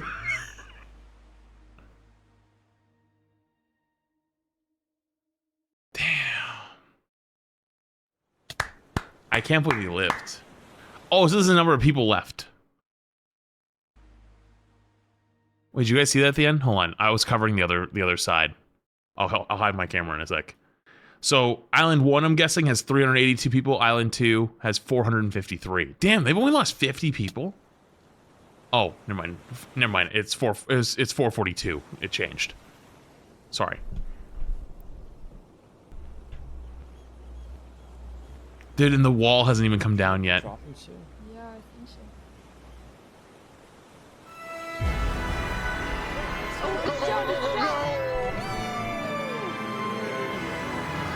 It was day 7, which means the border had officially dropped. At first, people were kind of in awe. Whoa, this is beautiful. Going from one island to another after all this time was a major culture shock. Is this Island 1? Whoa! And as expected, Island 1 people immediately started taking resources from Island 2. They're taking the sheep. But the flow of resources wasn't all in one direction. We're probably gonna take some gravel back to Island 2. We don't have a lot of it. Still, as people from the two islands started meeting for the first time, they were surprisingly friendly to each other. Like these two who made a tunnel connecting the islands from underground. This is amazing! We've linked Island 1 and Island 2. Wait, that's actually adorable. For the longest time, Island 2 feared an invasion by Island 1. But on day 7, that fear completely disappeared. It became very clear that Island 1 had no interest in war. Instead, they were just happy that they could finally enjoy Island 2 for themselves. The water isn't boiling. That said, at the beginning of day 7, Lingolini made a big decision. Wait, I was gonna say, wait a minute. So they got to meet each other, and the average people got to interact, and they realized, oh, they don't actually want war. They just wanna survive alongside everybody else. But the leadership, though. What does the leadership He had want? decided to move out of the volcano and relocate his entire mafia to Island 2. See, this is much more organized than Island 1. After yesterday's netherite meeting, which got a little... Wait, Lingolini, hang on. Did Lingolini pick the whole part he was on clean of netherite? He got all of it, so then he was like, F it, let them come into our territory, they all move in, and then he pieces out. Heated, Lingolini had legitimate fears that Infernus might seek revenge against him. So, hoping to live a more peaceful life, Lingolini went far away and took all his riches with him. Coalition. So you're the leader of a mafia, I've heard? Yes, we are, but we might do some rebranding over here. Are you guys like violent? We weren't violent much, but we have done some political talk that has not been taken well, which is the reason why we're here. Sensing potential danger, Cass decided it was best for Lingolini to set up his home outside the Cass Coalition. Yeah, I would say the same thing. The Coalition was now bigger than ever before. On day 7, Cass hosted a funeral for the deceased Wood Daddy, and over 100 people across both islands showed up. We are gathered here today in the cherished memory of Wood Daddy, a beacon of kindness in our community. While Cass's influence grew, the Commonwealth was in shambles. The guy that fell out of a tree. Saps' Yeah. trial yesterday was a disaster for the Commonwealth. Island 2 had entrusted the Commonwealth to run the trial of Saps. So when Saps escaped his execution, people lost all faith in the Commonwealth, which at one point was the most powerful civilization in the world. On day 7, most of the Commonwealth leaders resigned, leaving just one player, Sitzkrieg, as the sole ruler of the Commonwealth. We're actively searching for Saps right now. We will restore honor to the Commonwealth. One of Sitzkrieg's biggest goals was to find and kill Saps, but his other big goal was to regrow the Commonwealth's population, which by this point had shrunk by a lot. So he sent out a lot of public invites, especially to the people of Island 1, and it actually did work, until one of the people who moved in was Night Arcturus, the lead builder of Westhelm, who had to flee from Westhelm because Spood had found out about his secret plans for revolution. Holy shit. Yeah, the Commonwealth is letting us hide out here. As long as Spood doesn't find us, we should be okay. Speaking of fugitives, wait, that's a crazy twist. Saps was back to hiding in the jungle after miraculously escaping from his trial. Wait, what if Saps goes to the other spirits island? were quickly fading. I mean, he doesn't have a reason to, but I'm a murderer. I just don't know what to do anymore. that's kind of Saps depressing. knew that Sitzkrieg and the Commonwealth soon planned to scout the entire southern islands to hunt him down. So on day 7, Saps decided that his best bet was to leave his home island and flee to Island 1. Smart. Smart. But it wouldn't be so easy. Is he gonna get hunted down? Because the border had just dropped, people were constantly going back and forth between the two islands, which means traveling by sea could be dangerous. So Saps decided on another method of travel. He went to the place where he was least expected. The bridge? No fucking way. He's trying to use the bridge. No way. No way.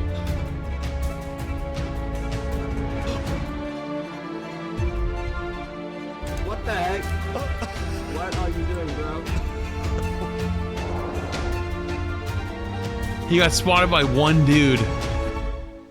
Island 1.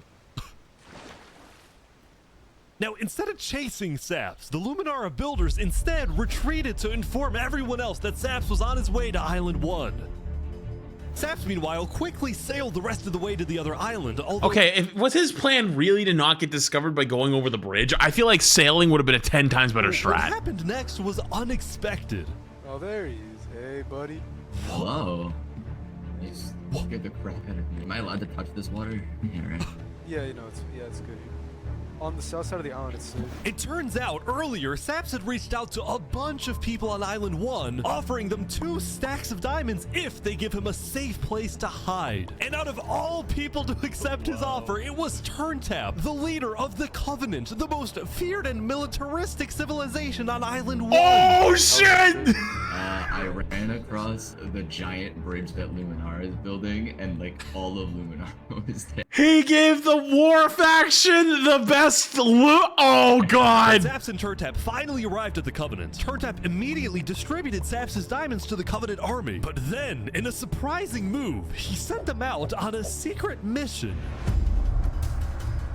Turntap had sent the Covenant hit squad to Island 2, but not to accomplish a goal for the Covenant per se, but actually upon the request of Infernus. What? Linguini betrayed us, humiliated us. He ruined our sacred land. Yesterday, Lingolini had opened a hit on Lingolini? And as such, people from all across Island 1 had started mining in the volcano.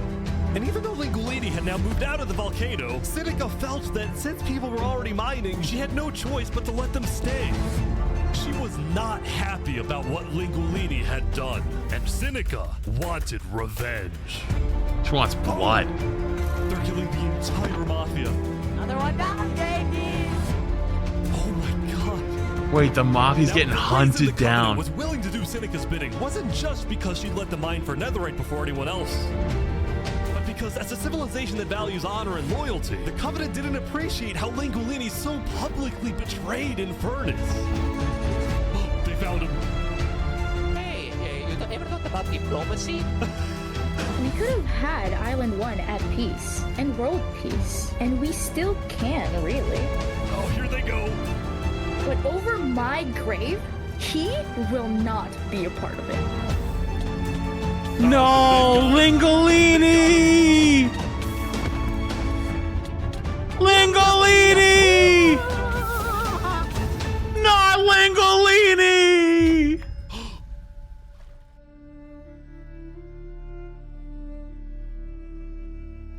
The Covenant had massacred the Lingolini Mafia. Before anyone could retaliate, the Blue Cross announced they would schedule a hearing, calling on the Covenant to explain what they had done.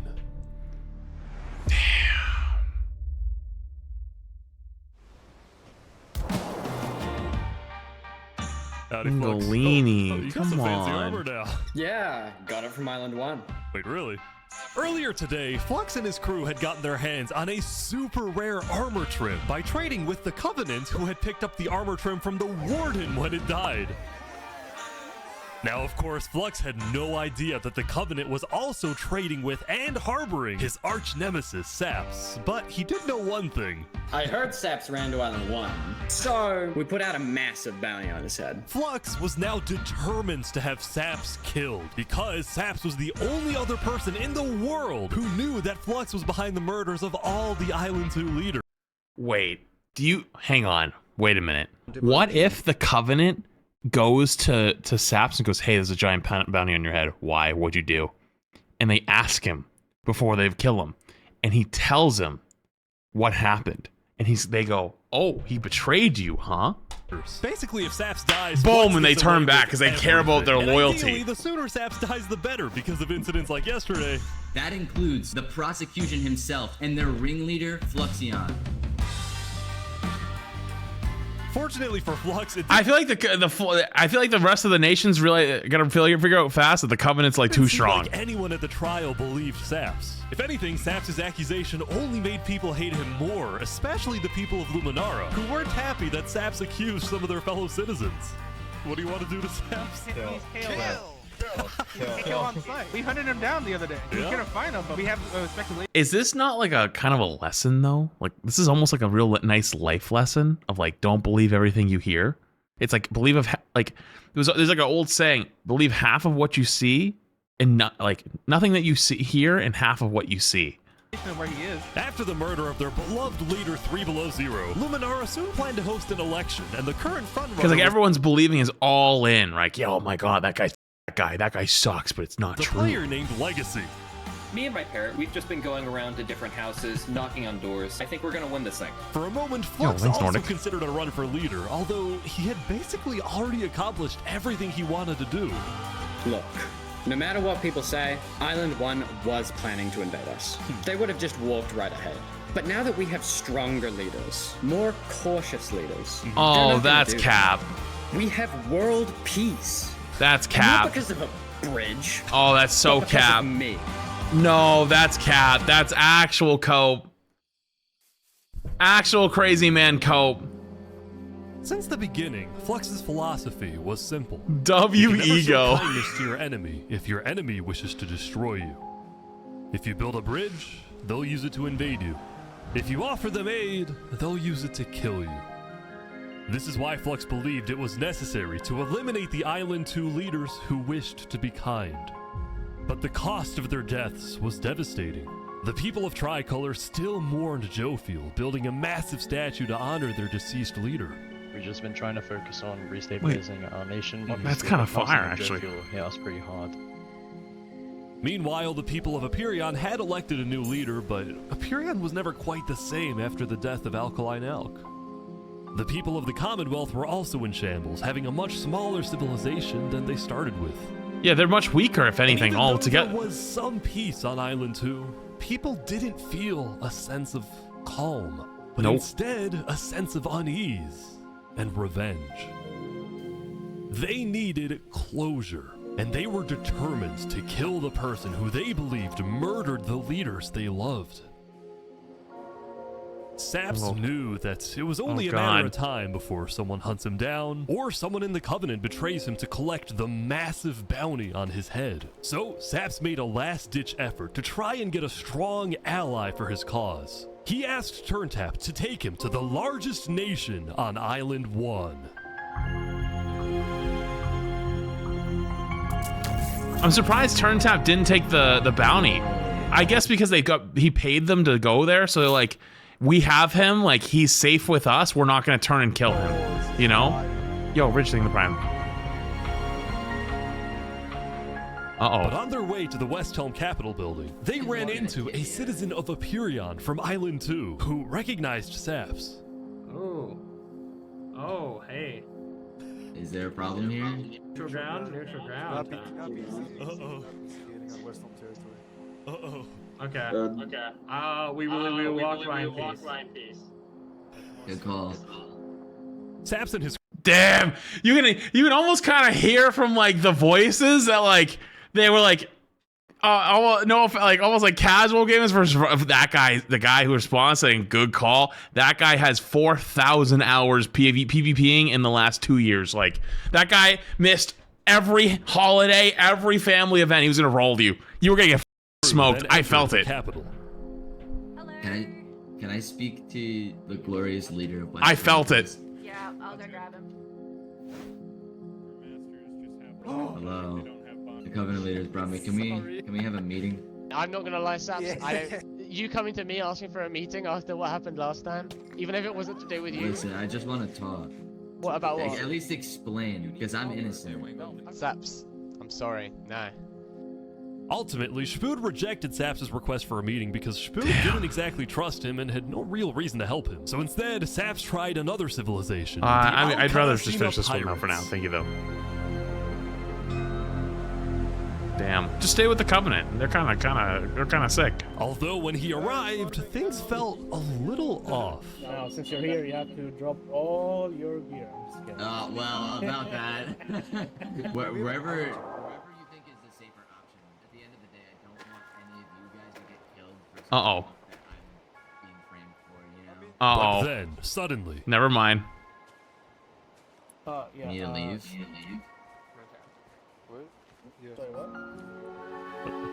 Turntap told him to run. Turntap had realized that the pirates were planning to kill Saps to collect the massive bounty on his head. So he told Saps to run. Oh, I thought he was with the Covenant right now. I thought he went back to Covenant. I was like, it looks a little bit weird. What's going on? 1 sec. You gotta go back to Covenant like immediately. We probably shouldn't have come out here. Now, on their way back to the Covenant, Turntap suddenly started acting suspicious himself. Are we safe? Is everything fine? We need to go back to Covenant right now. You need to tell me what's going on or I'm not coming with you. Dude, either like you can handle this on your own or like just... Here, I'll explain to you on a sec. Just come on. Listen, oh no, he's baiting him now. Right now, so I'm putting a lot of faith into you. This is so suspicious. As Saps ran, he pondered his choices. Either he puts his life in the hands of Turntap, who may be wanting to kill him and collect the bounty for himself, or he runs away. Now.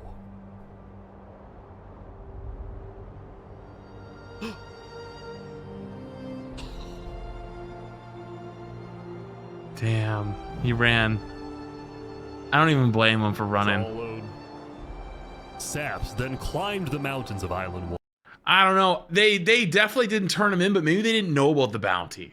You know what I mean? They might not have known about the bounty, but once they had already done like multiple requests for him, it's like, okay, we've already paid we've paid our debt to you. Remaining person he thought he could trust.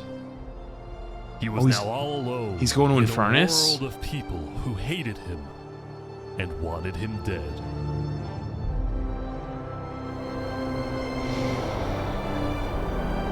And so he ventured into the snow. Oh, never mind the snow. And started collecting blocks. I wonder if they actually were going to kill him. Saps, what are you doing? I can't trust anybody. Flux won. He completely won. There's just no point anymore. He's really gonna go back to living by himself like he originally wanted to. On day 7, Saps built a tower in the tundra, a monument for people to remember him by. And he planned to jump off. Don't! No! But he didn't.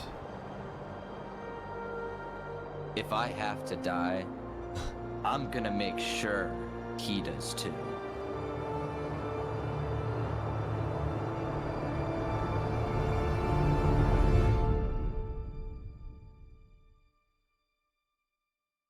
No way. Also, count 431 to 350 right now. Holy shit. That's crazy. There's still another hour. Welcome everyone! Today we have 2 new prisoners who will fight to the death. Rinit, you are charged with the attempted murder of several innocent West Helm farmers. Remy, you are charged with conspiracy to murder West Helm food supplier Dino's Earth. Ready? Set. No, not Remy! Fight. Remy the rat! Come on, Remy! He doesn't have diamonds though! He's gonna lose! Wait, someone jumped in to help him! Oh.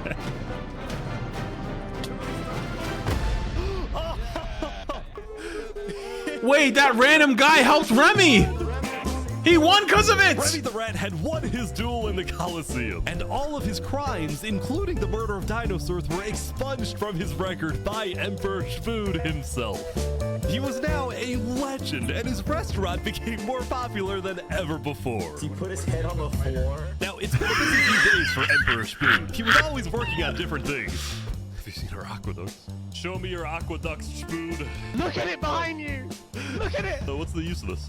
I don't really know. What is the point of anything? He really is just trying to be Caesar. Too many builders, not enough ideas. Now, while Spood was an effective leader, he did have to constantly watch his back for assassins. You know, I've thwarted like 5 assassination attempts, and guess what? I've just found out about another. No way. Spood's entire reign began with him almost being killed, so he was always extra careful and sensitive about where he went and who he associated with. It's also why Saps Spood is was alive. particularly Saps alive for angry when now. he found out that one of the people who planned to kill him was his own lead builder, Knight Arcturus.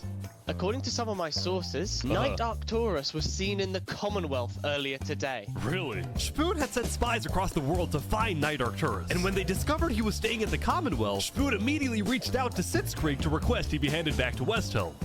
However, given that the Commonwealth was low on citizens and needed good builders, Sitzkrieg decided to reject Spood's request. I'm not just going to give up one of my builders. The Commonwealth does not give in to tyrants. This made Spood erupt with fury. Oh, I'm gonna make sure that everybody knows the Commonwealth is corrupt. They stood there talking. He's losing it! He's actually losing it! He's like, I want them to all know we're corrupt! It's crazy! Hates the Commonwealth. This whole situation became a massive drama, and it actually got to the point where the rest of Island 2 was getting annoyed with the Commonwealth.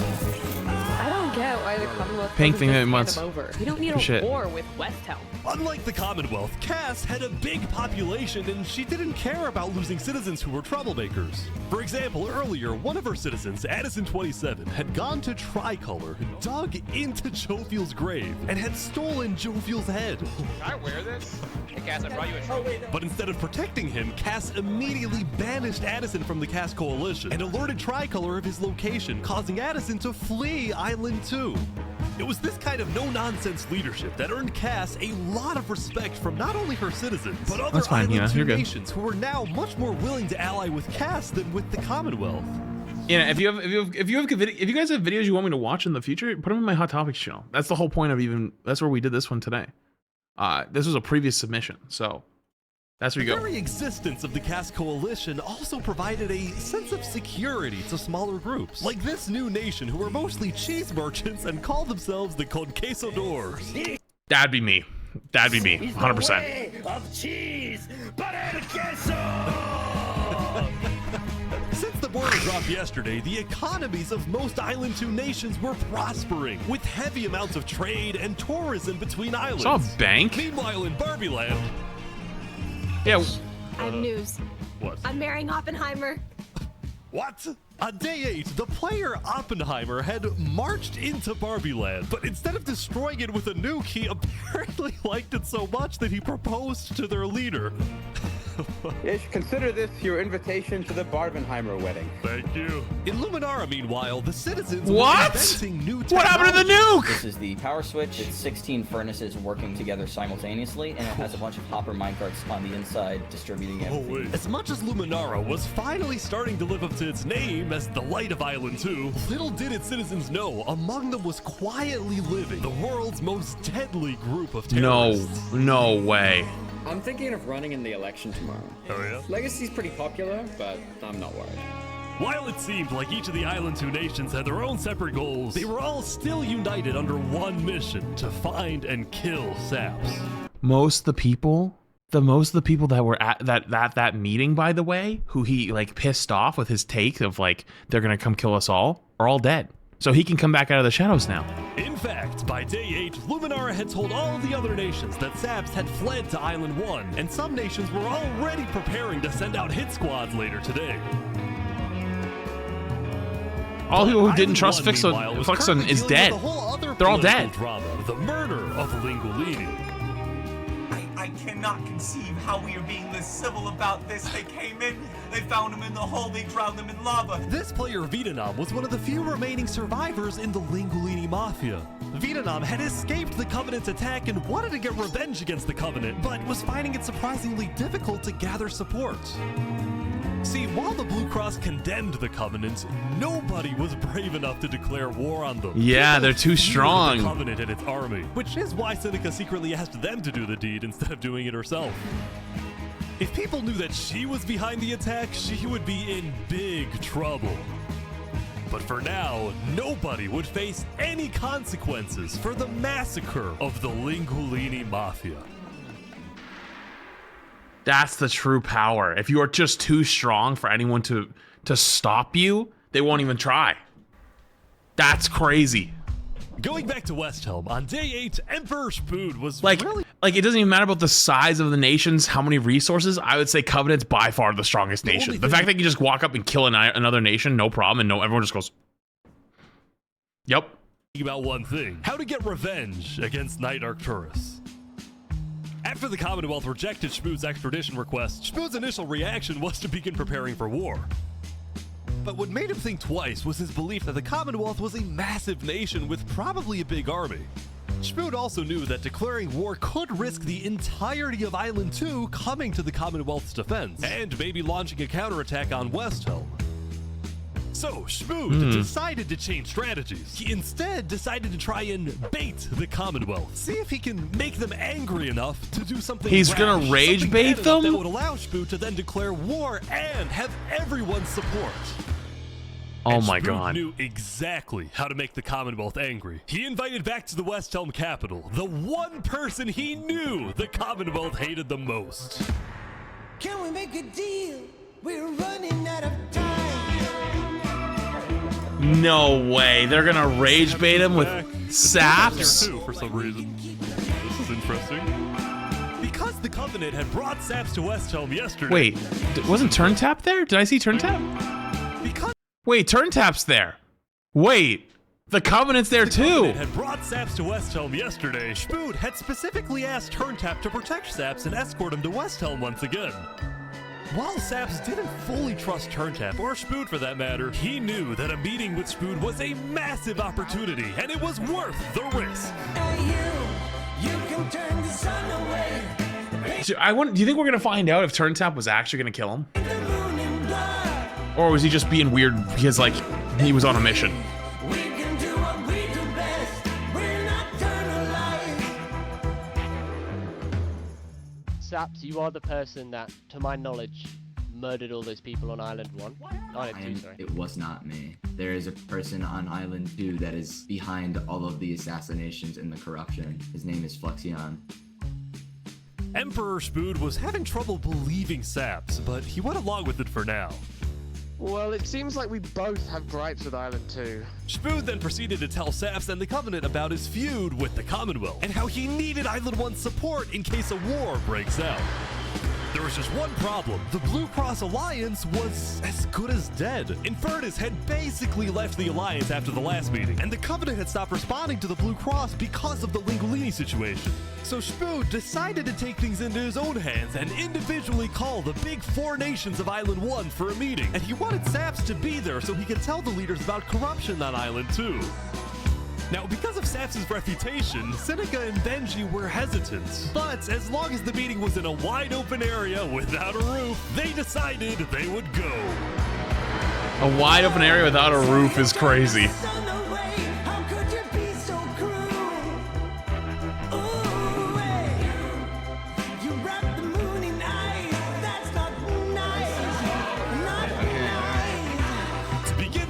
Spood first had Saps tell his story. I've been put on trial and sentenced to death for a crime I did not commit. Spood's goal with this meeting was to convince all the leaders that Island 2 was a threat Tickling to the 47 Island months. Appreciate you. One of my right-hand men was murdered in cold blood by someone in association with the Commonwealth. It's one of the many injustices I've heard about on Island 2, and I want justice. Then, Turntap of the Covenant made his own statement. A few days ago, Covenant was approached by Luminara to speak of a potential trade agreement. Legacy AN approached me in regards to Fluxion, the guy who Saps is claiming killed everyone, which I do believe. Whoa. Apparently, back when the Covenant traded armor trims with Flux, they had also done the same deal with Legacy. And Legacy had voiced concerns to Turntap about Flux's run for leader, including how Flux was demoted from second in command, and rumors that he's paying people diamonds to vote for him. This gave Saps and Spood's stories a little more credibility, which was crucial for getting everyone on board with Westhelm's military proposal, which was, if any nation from Island 2 attacks Island 1, then the entirety of Island 1 must strike back. If all leaders are in agreement to this, please say aye. Aye. Aye. Aye. Holy shit. He acts. This is for us a problem. Benji was hesitant to join any military alliance because Elysium was the nation of peace, and he knew that his people were opposed to any changes that threatened their peaceful lifestyle. Council might not agree. Do you believe if Saps was at the council meeting, would he potentially have the chance to convince them after telling his story? I think he might. As long as Saps agrees, it's up to you. I mean, yeah. Yeah. Saps and a few of the others then walked to Elysium on a mission to reunite Island 1. Holy shit. Dude, Saps goes from trying to unite Island 2 for the mass assassination to now uniting Island 1, and his conspiracy. but to kill them. So many other people have died to the same tyranny and corruption that has been on Island 2. I'm just so lucky to be alive and share my story with you guys. But as Saps spoke, the people of Elysium still had some doubts. Against the corruption in Island 2, which is... But who? What does that mean? That's vague. What does that mean? Are we going to... corruption? Listen. Elysium wasn't convinced that potential corruption on another island was enough of a reason for Elysium to get involved. But then, suddenly... A few days ago... What the... Wait, who is that? The About Covenant? 15 members of the Westhelm army had inexplicably walked right through Elysium. They quickly left, but it certainly didn't help the tensions. Wait, what? Nonetheless, the proceedings continued. Did they just show a force? We're going to be deciding whether Elysium citizens would go to war. I think Elysium citizens need to have a say in that. Yeah, True. After even more deliberation, and after even more time passed... Excuse me, you have to say something important. The troop of people that came by, they are apparently the military from Westhelm. We have reasonable suspicions to believe they are going to launch an invasion of Island 2 in the next, 5 minutes. I do not know. What are you talking? Emperor Spood had grown impatient. After Spider informed him that progress was stalling, Spood had decided to send a squadron of the Westhelm army into the Commonwealth's territory to find and arrest Knight Arcturus. Oh boy, they're almost there. Oh no, that's not the agreement though. Uh-oh.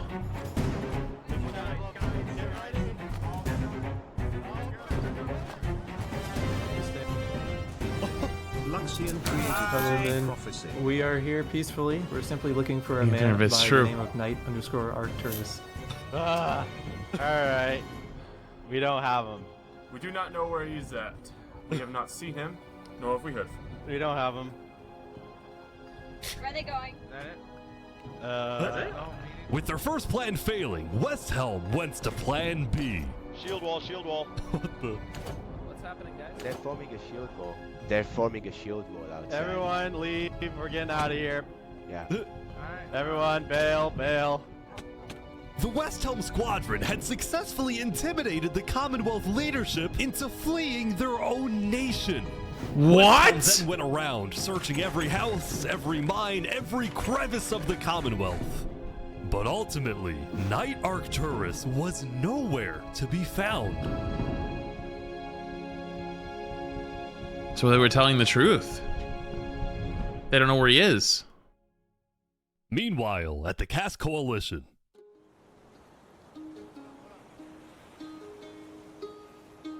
Hey, can I run something by you real quick? Yeah. You know how everyone's trying to kill Saps because of what he did?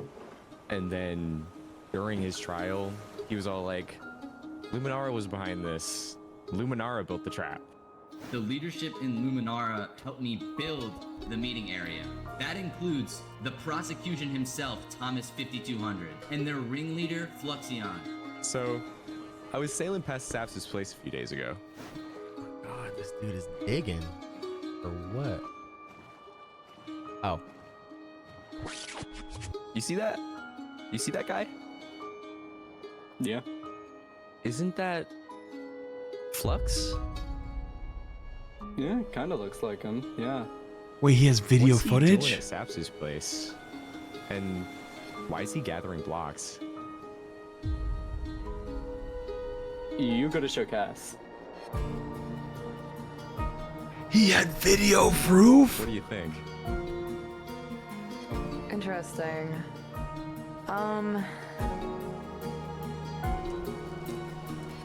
You know what? Go show this to Tricolor. And probably also Perion. I'm on it. Damn, I think she believes him now. A citizen of the Cass Coalition had been reviewing his old video footage when he happened to notice Flux digging for sand, a prevalent material in Saps' roof. On its own, this wasn't the best evidence. But for some people, it did raise some questions. Yeah, there's some validity to the story now. Wait, that's incredible.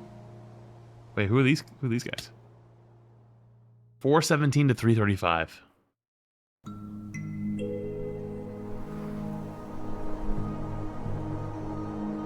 Yesterday, Saps had spent the day getting brought into meetings with the most important people on Island 1, and he didn't really know what to make Body of this. cam footage in Minecraft. In one sense, he was incredibly lucky to finally have some support. But he also questioned how real No, the this roof's material was sandstone. So getting sand for support sandstone. is, and who he can really trust. See, Saps knew that the Covenant generally did not like the people of Island 2. The Covenant believed that Island 1 was the supreme island with better culture, customs, and traditions. They were also known to be ruthless, having massacred the entire Lingolini Mafia. Yep. It's why Saps was suspicious of Turntap's offer to continue protecting him, especially after he ran away. But Saps knew he needed powerful allies as world tensions were ramping up. When Spoon invaded the Commonwealth yesterday, he got a lot of criticism, mostly from his own neighbors who were blindsided by the move. Spoon could have dragged all my people into war. Elysium is a nation of peace. Like that, any hope for a Big Four alliance was basically dead, especially since the other nations were now dealing with problems of their own. Of their own? Earlier yesterday, Queen Seneca had found out that Elysium's newspaper Daybreak Media had somehow found out that she had directed the Covenant to kill Lingulini. No way.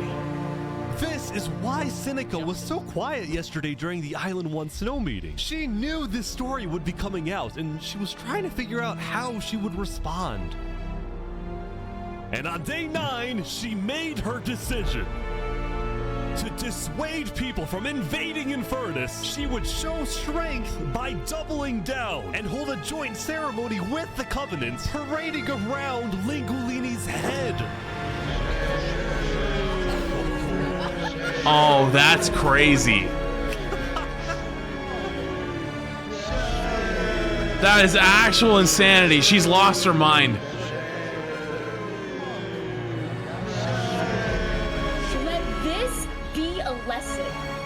Shame to those who disrespect our volcano.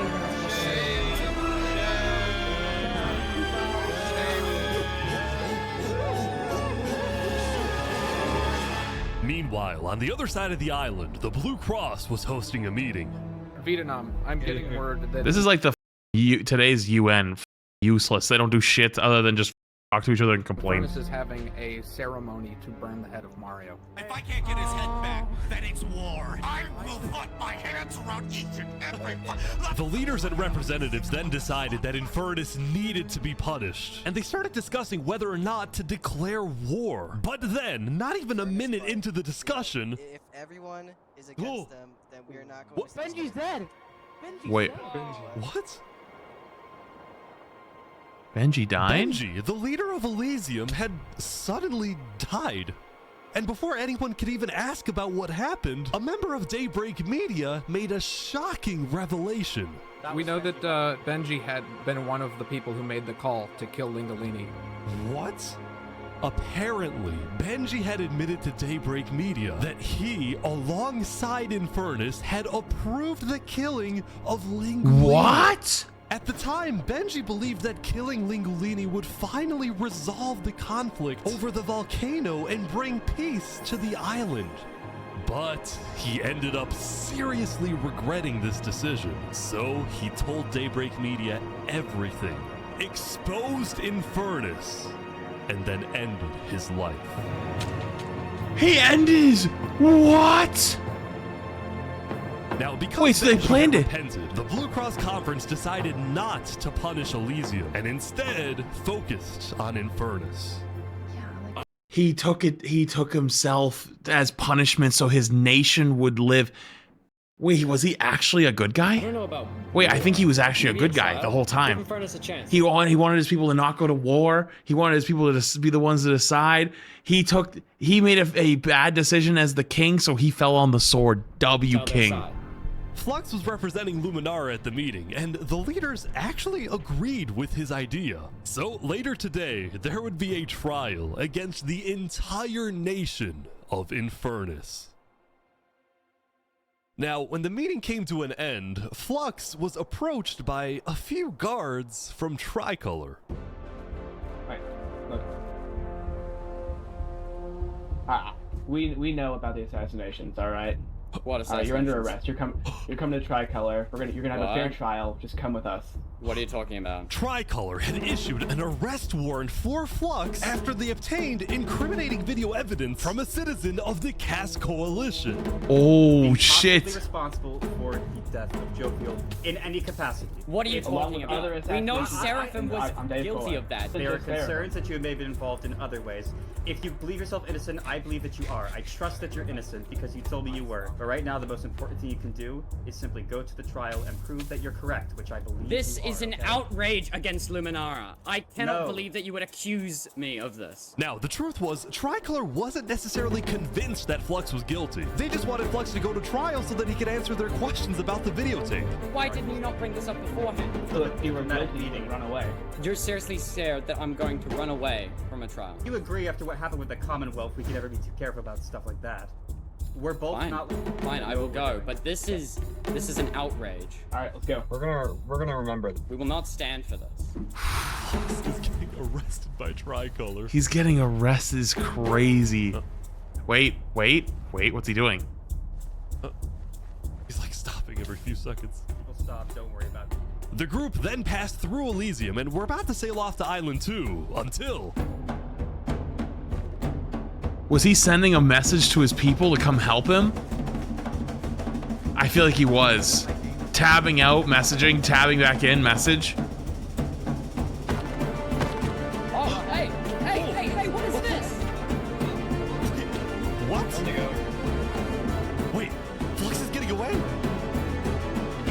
It turned out Flux had secretly told a member of his own crew to come and attack him so that he could run away from his arrest without Especially thinking the 2 and 3 months in advance. Bread thing the gifted. He did.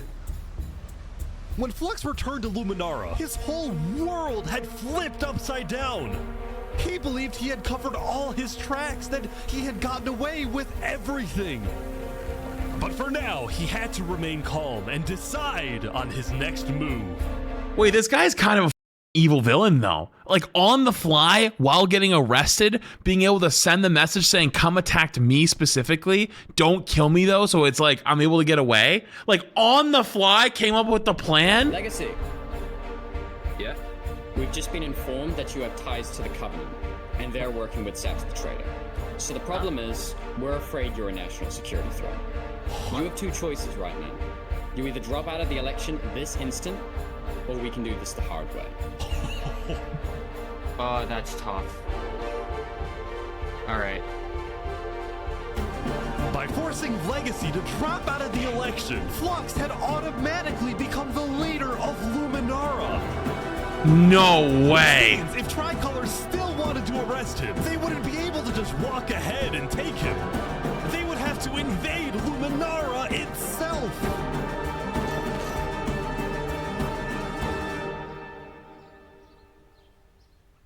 That guy's a genius. An actual genius. Holy shit. Emperor Spoon had caused love him or hate him, that guy's a genius. Attempts to capture Knight Arcturus. So he spent day 9 repairing relationships, but also forming new ones. For example, earlier, Spoon had received a message from a player named Addison27 who wanted to sell Joe Fuel's head in exchange for netherite. Spoon accepted the deal, gave Addison a place to meet him at, but then he gave Addison's location straight to Tricolor. Show us the head. Yeah, there it is. Oh, no. Give it right now. I got it. Now, this actually led to an alliance between Westhelm and Tricolor, the first ever multi-island alliance, and a strategic move by Spoon to befriend the neighbors of the Commonwealth. I wonder what the reaction of the players were when they watched the video and saw what Fluxing had done. Dude, that must have been cinema. After he heard about some civil unrest going on. I would never have time for something like this, but this would make me want to do something like this, just to see like my own interactions, and then later on like what is like the top level view. You know, honestly, we should make our politicians do this. We should make all of our government politicians play Minecraft like this. We should put them all in there for 2 weeks and see what happens. And you know what? Then we get to watch all their POVs and then have a higher level POV. See how bad they f up. So they all just left, just like that. Apparently, about half of the Covenant's entire population had decided to leave the Covenant. This is because they believed TurnTap was betraying the Covenant's values by constantly trading and associating with Island. Wait, hang on, sorry, I missed. Had decided the Commonwealth. Later, Spoon also visited the Covenant after he heard about some civil unrest going on. So they all just left, just like that. Apparently, about half of the Covenant's entire population had decided to leave the Covenant. This is because they believed TurnTap was betraying the Covenant's values by constantly trading and associating with Island 2. And what made a lot of them really angry was the fact that TurnTap was making them protect Saps. See, originally, TurnTap had only brought Saps in to get diamonds for his army. But the more he heard about Saps' story, the more he became captivated by Saps and wanted to help him. In fact, the reason Turntap had acted strangely on day 7 wasn't because he was thinking about killing Saps. It was because he had just saved Saps from the Alcaracina pirates, and he was worried that the pirates would attack the Covenant in retaliation. Damn. Anyway, now that Turntap had the pirates against him, as well as much of the Covenant forces, which Turntap himself had trained to be ruthless, it's fair to say that his life was in grave danger. But before he and Spood could figure out a solution, the Covenant suddenly had a surprise visitor. Come here, you're under arrest. Uh-oh. Yo, they're trying to kill me? You killed our leaders. You destroyed our island. After days upon days of searching, the Commonwealth had finally found Saps. It's literally the guy. Saps is now hiding. This player, Zekor, was now the main diplomat of the Commonwealth, and he knew that this was his opportunity to finally kill Saps. The last thing he needed to do was to convince Spood to hand Saps over. Spood, come here. Please, let's have a talk. Let's have a chat. Are you a friend of this criminal behind you? Alright. Could you guys come inside? Oh boy. Here we go. Wait, isn't this the Covenant's house, though? Behind us. I propose a trade. You give me Saparada, and the Commonwealth gives you Night Arcturus. Oh wow. Oh. RT for Saps. I mean, where would this happen? You can let us take Saparada now, and then we can kill Arcturus for you. No, don't kill him. He needs to fight in the Colosseum. Alright, we can make that work as well. I don't believe him. So you're saying you know where he is? Uh-oh. It's interesting because Sitzkrieg said he didn't. Okay. We don't have him. We do not know where he's at. Uh-oh. Look, he comes back every now and then. We'll find him. Really? Is that so? Why would I lie? Uh-oh. So you'll find him for me? Spood, don't do this. Uh-oh. Spood, I have to be honest. I'm shocked that you're defending this criminal. Either you accept this deal right now, or I tell everyone from back home that you're harboring Saparada. They'll all declare war on you. And this will That's be what he the end wants, of though. this home. You just said the magic words. Wait, that's what he's wanted this whole time! He's gonna say, oh, run along!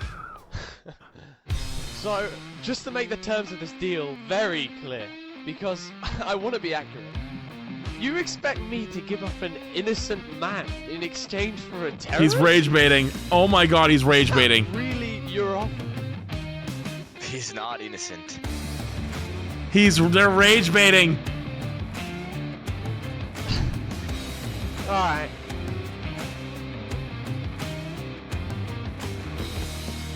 Get out. Now.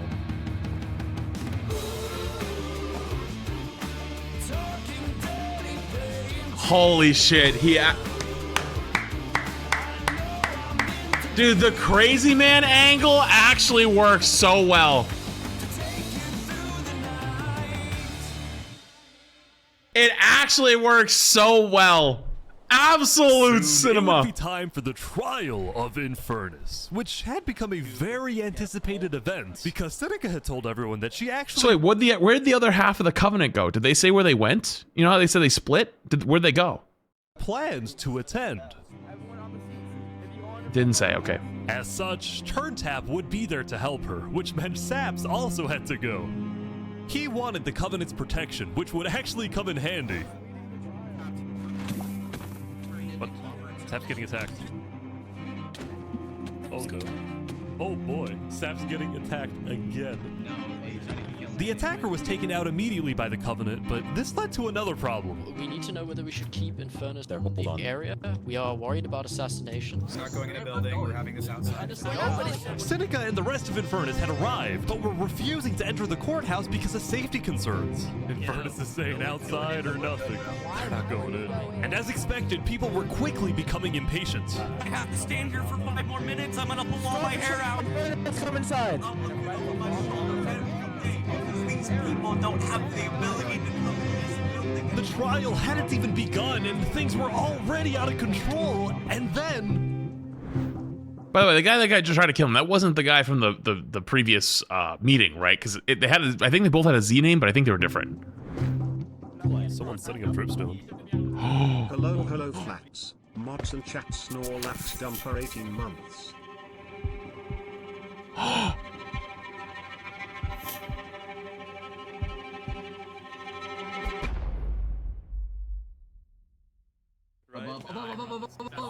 Oh! Turn tap was skewered. Goofy, I think that's your one. And Anubiko, I think 18 months. And like oh that, no. Turntap was dead, killed by two disgruntled former citizens of the Covenant who had come back for revenge. Burn us back to the castle. Queen Seneca directed her people and all the remaining Covenant forces, who were now leaderless, to retreat to the Infernus Castle.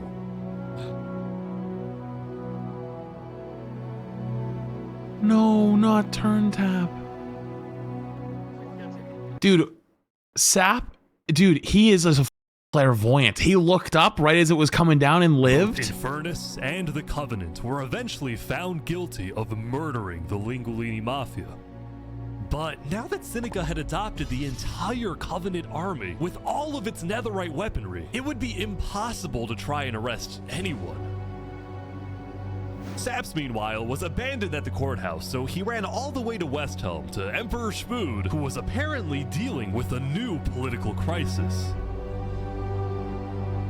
It appeared that Spood had finally made the Commonwealth mad because, according to a Westhelm spy, it looked like the Commonwealth was preparing to go to war.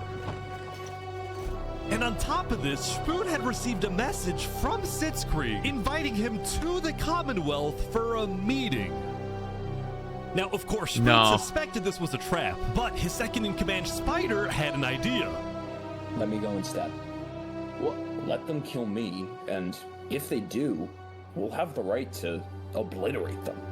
Basically, if Spider goes to this meeting and actually gets killed, then in the eyes of the world, this will give Westhelm permission to finally wipe the Commonwealth off the map. I don't know. They don't need to do that plan, though. You're a hero, Spider. They don't need to do it. He's just kind of throwing his life away. No.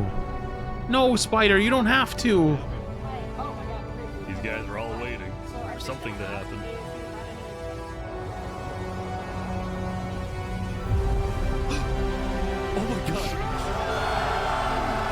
Damn, they did kill him. This is it.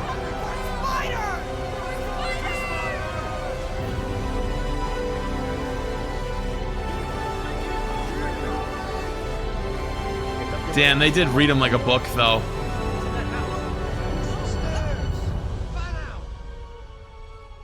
Wait, what? They're gone. The Commonwealth had been completely abandoned. See, after Zekor's meeting with Spood, Sitzkrieg had tried to rally all of Island 2 against Westhelm, but not a single nation joined him.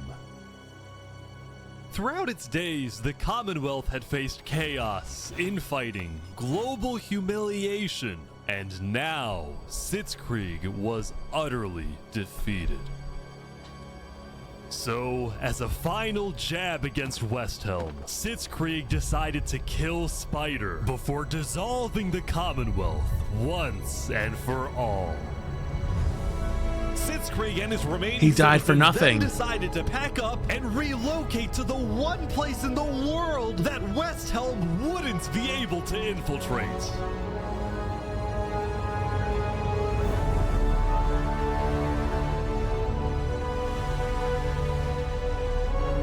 No way. Thank you, Seneca. There are so many people. Oh my God. How has she gotten so strong? Massive. Sorry, I think someone's... Bro. Hey, remember when Infernus was like a peace-loving environmentalist group that didn't want to piss off the volcano and was like, we should preserve the volcano? Now they're like, I will kill you just if you sneeze wrong. Meanwhile, at the Cast Coalition, it was the end of another good day. The farmers had produced plentiful crops, the businesses had made lots of sales, and there was even a birthday party. Yippee! But while her people were happy, Cass knew very well that the outside world was quickly growing out of control. Yeah. As leader, it was Cass's duty to keep track of all the world conflicts. But by day 9, they were simply overwhelming. She watched from afar as the Commonwealth fell apart. She watched as world leaders died left and right. She watched Infernus avoid justice by blocking themselves off, with Netherite at their defense, as well as the volcano's sheer height. Yet despite all the turmoil, Cass spent most of the day trying to solve what was now the world's biggest mystery. Who had really murdered all the Island 2 leaders? Was it Saps, or was it Flux? True. See, earlier at the Blue Cross meeting, members of the Cast Coalition were listening carefully. Covenant was propagating anti-Island 2 propaganda, which is ridiculous. Yeah, we didn't agree with that. Island 1 never had beef with you guys. It was really just a Covenant. They can see that Island 1 is gearing up to invade us. Then at least they'll know I tried to warn them when Island 1 comes and kills us all. But the Covenant was going to invade us, right? Honestly, probably not. I think they were just trying to scare you guys. Flux had fully believed that Island 1 was going to invade and even yelled at the other leaders for doing nothing, which made Cass think, what if that's the reason he killed them? Besides, what would be Saps' motive? There wasn't even a motive alleged during his trial, yet he was still found guilty. In fact, thinking back, the trial itself was suspiciously short, and the judge made a decision very quickly. Well, on day 9, one of Cass's citizens was scouting the Commonwealth and figured out why.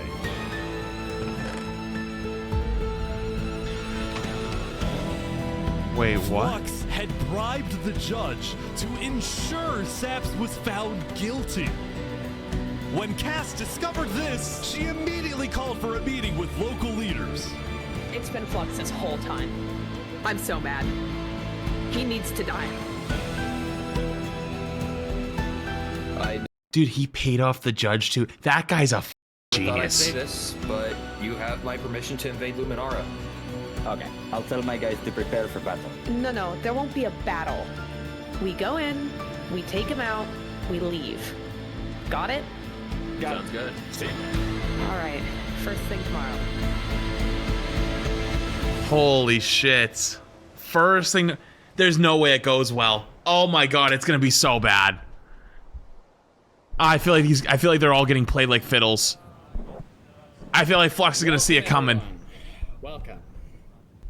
We gather here today because, well, we never got the opportunity to properly mourn our previous leader, Three Below. What's going on here? Oh, He was no more way. than just a Luminaran, he was Oh a my friend, God. And I'm very much excited that we can continue his legacy and complete the bridge, which he Oh will- my god. This is the same thing where, like, dude, if you like knew somebody in like middle school, like if you know what I'm talking about, like if someone was like hardcore bullied by people and like they were mean to someone and then they pass away and then they pretend on social media that they were like the nicest person. They're like, oh my god, I'm so sorry that they're gone. I'm so sad. Like they were such a kind soul and all dude, crazy.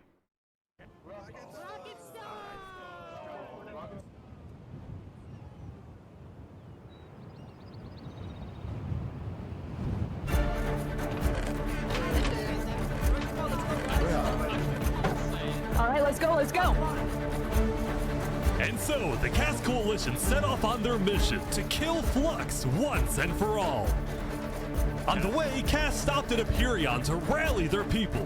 We've found the person responsible for the multiple leader assassinations, including the assassination of your own president. Are we ready to fight for Luminara and for justice?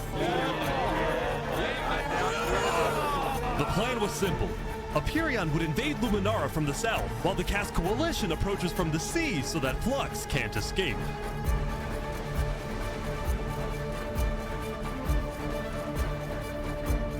Holy shit, they're stacked up.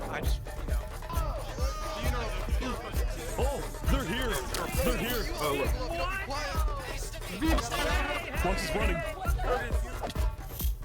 Oh, they're after him. Huh? Surrender, Flux! I don't want to do this! Oh! Okay, wait, surrender! Okay, surrender. I'm not moving, I'm not moving!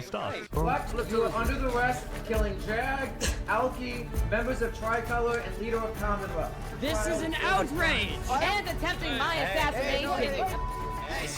You bitch! Flux had stopped and surrendered, but there was a bit of confusion. He's entitled to a fair trial. Wait, I thought it was He's our president! Going in, Cass had been under the impression that the people of Luminara wanted Flux to be overthrown, when in reality, most Luminarans knew nothing about his crimes. You are speaking to a mass murderer right now. Don't let him get through the crowds, guys. Where's Legacy? Luminarans, do you want this man alive? Yeah, entitled to a fair trial. Oh, come on. All of a sudden, Cass wasn't sure about what to do. Until... Oh, he's running. He's running. He's running again. Wait, he has a trap.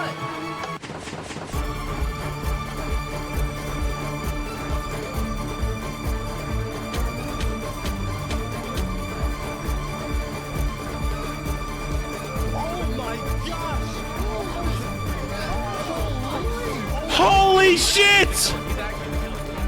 Flux had killed 5 people using a secret trap he had built the day before. This bought him just enough time to escape. You block up behind. That said, Flux knew there'd be a lot of people after him, so when he dug to the surface, he ran straight to the ocean and fled Island 2. Still, Cass and Empyreon sent out hit squads to try and hunt Flux down, while Legacy directed the citizens of Luminara to evacuate. I gotta move all of these people over to the Conquistador HQ because no one is safe in Luminara at the moment.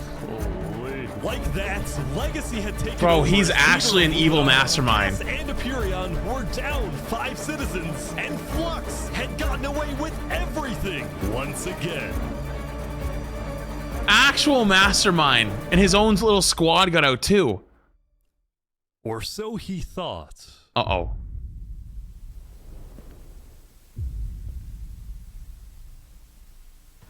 Wait, who's got the water bucket?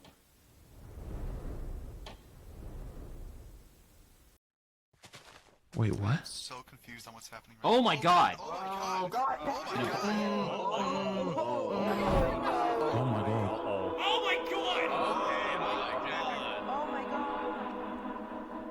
When Flux's trap went off, the rest of the world had a lot of questions. Was that in Luminara? That was Flux? Wait, Flux killed those people? Yeah. Uh-oh. On day 10, word began to spread about what had happened. Uh-oh. Yeah, Flux built that trap. Which made people think, was Flux behind the murders of the Island 2 leaders after all? Dude, Uh-oh. I think Flux was behind everything. Saps was right. Saps was right. Suddenly, the world realized that Saps had been telling the truth. And they almost murdered him multiple times. Sopranum's innocent. Finally, I'm so happy. For the first time since he had got into hiding, Saps was right. Had been vindicated, proven innocent, and the world was finally on his side.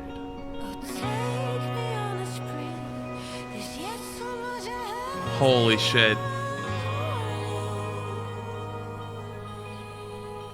And now, instead of hunting for saps, all of Island 2 was determined to find Flux. Okay, everyone's worried about finding one Flux. What happens when people want trials? We should have just started killing him. I don't know why anyone stopped in the first place. I would have been the bad guy if I killed him right then and there with everyone yelling, trial, trial. But the search for Flux didn't take long. Someone just saw Flux going up the volcano. Yeah, I was going to say, what are you going to do about the giant... Yeah. What are you going to do about that? Queen Seneca had offered Flux refuge at Infernus under the condition that he and his crew build deadly traps all around the volcano perimeter so that nobody can break in. But the rest of the Hey, world... what happened to caring about the volcano, by the way? This is why you don't trust them, okay? When somebody is f***ing everybody else in the name of like, oh, we're protecting this environment. It's like, yeah, but you're not actually, because like you're doing these other things. Well, we are. It's like, well, you either do it or you don't, you know? It was unfair. They never cared. Yeah, they're gonna pay for what they did. Yep. On day 10, all of Island 2 joined the Tricolor West Helm Alliance and declared war against Infernus. Holy shit! It's time! Alright. Today, we infiltrate the volcano. The crazy man's gonna lead them all! No way! Say, if I die today, I love you all. We love you! Glory to West Helm! Look who he is. He was my brother. He was everyone's brother. And they took him from us. They took him. Flux got away with murdering so many of our people and our leaders. Today, we get justice for our entire island.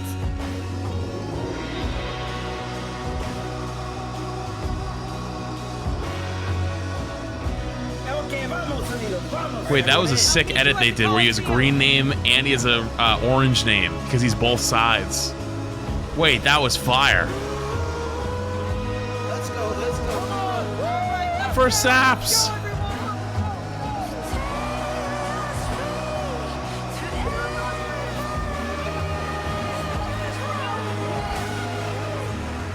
Wait, it's literally just it's literally Infernus and half of Covenant. Wait, is this the other half of Covenant that just walked in? Oh no, never mind. It's the leaders. My home was turned into a death trap behind my back.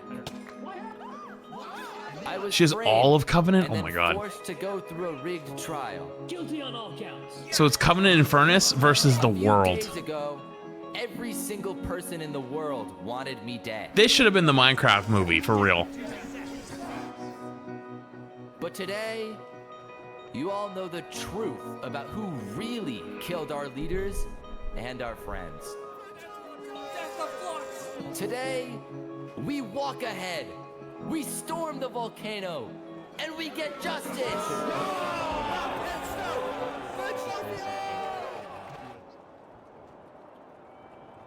Thank you, Saps. Alright, everyone, listen up.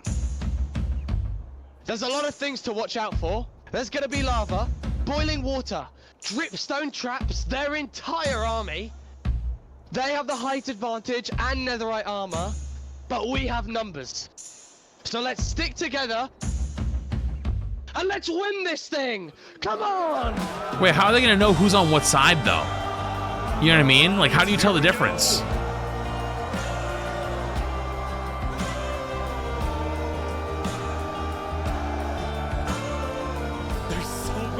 Oh, the shields. Well, yeah, but the attacking army is all the other nations combined, so they have such different shields. You know? I guess you just look for one of the other two. I think there might be a problem. Holy shit. What the f? Bro, they made Mordor up there. What is this shit?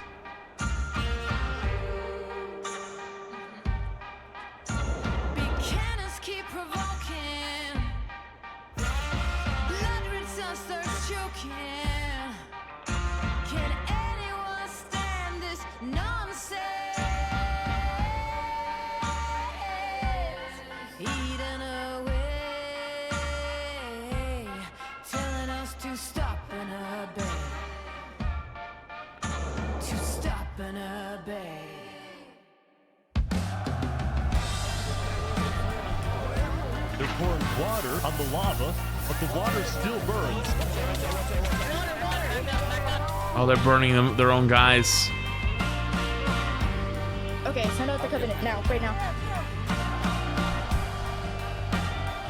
Wait, were they? Wait, they were hiding in. Oh, big fighting on the ground right now. Covenant is attacking from behind. Keep going!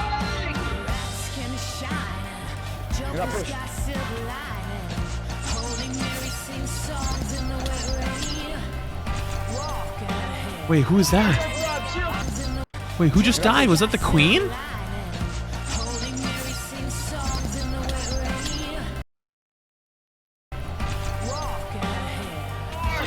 Oh, never mind.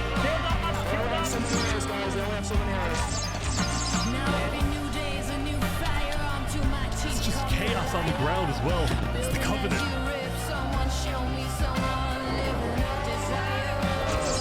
Get down off our mountain!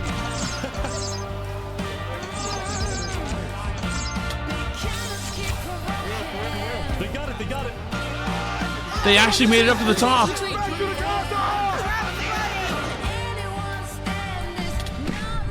Remy! No! Remy!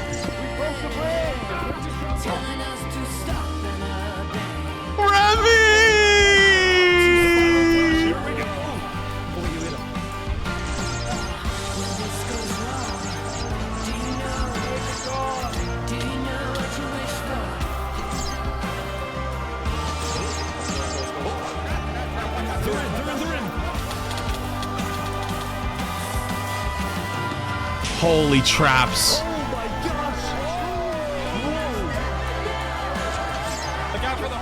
For Remy!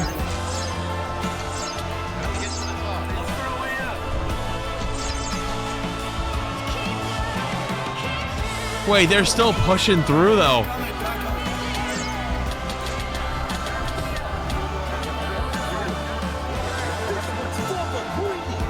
Linguini!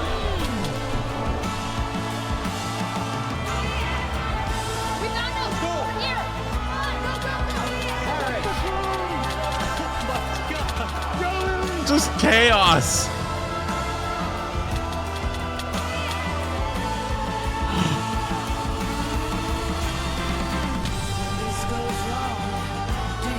Seneca's dead.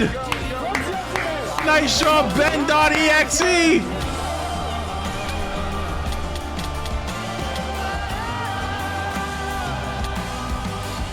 Yo, tell me Ben kills him too.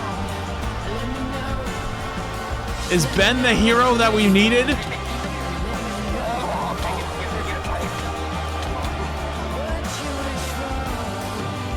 Wait, he's actually kind of a G. JK, he fell in lava. I was gonna say, wait, did he use a boat so he didn't take fall damage? Into lava.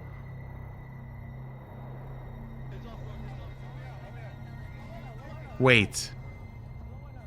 Wait, do you think he had a potion?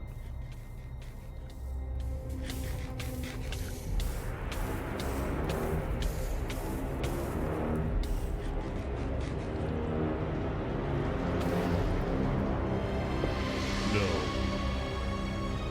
Surely not.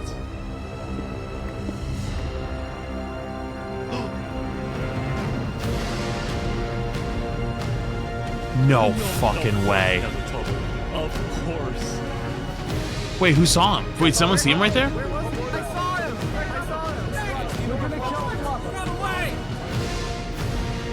He got away. There's no way. He's missing?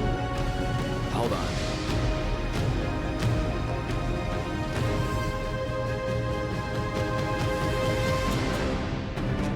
He messaged him?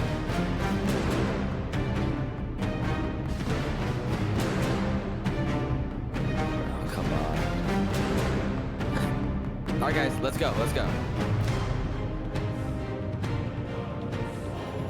Wait, do you challenge him to a 1v1?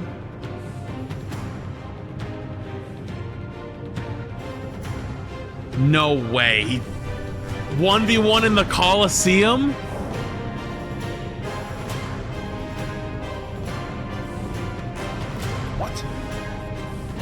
No way.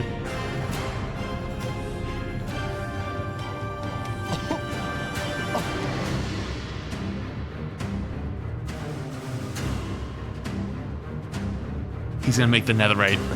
Wow, you actually showed up. Can't say no to a friend, can I? Let's make this a fair fight, okay? He's not gonna fight fair. Look at all these people dying right now because of you. You know, Saps, none of this would have happened if you had died like you were supposed to. I'm sorry for everything you've had to go through.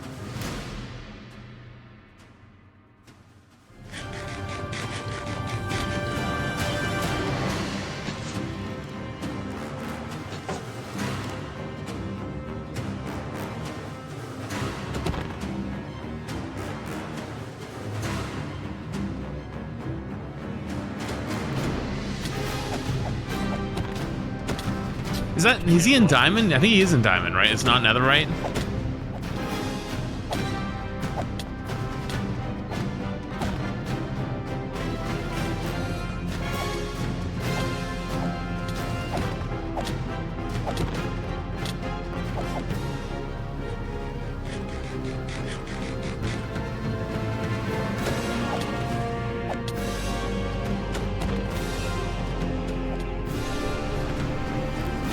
Bro, what is this cinema? Oh my god! He hit him with the lava bucket! No way. He just spent so much time putting himself out. He's on the run. He's got him on the ropes. He's got him on the ropes!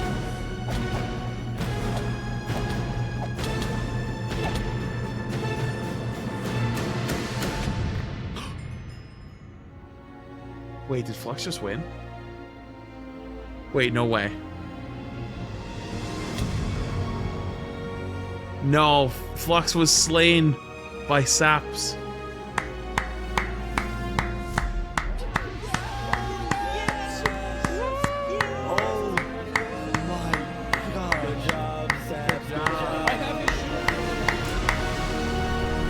Actual goats. Holy cinema. Killed Flux. And with that, Flux's reign of terror was over. Holy cinema.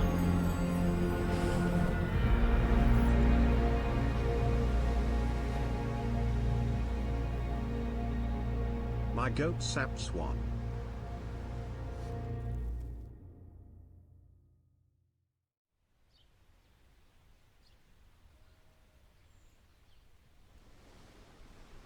Days later, holy shit, 191, 129. Like, more than half the server, or 3/4 of the server just died. It was like half, maybe. Lost in the Battle of Infernus. Since then, I think we haven't felt the same. I know I certainly don't. The Island 2 West Helm Alliance had defeated the Infernus forces. But winning had come at a high cost. Remy. After the war, people across the world took time to mourn their dead, reflect upon the battle, and then, eventually, decide how to move on.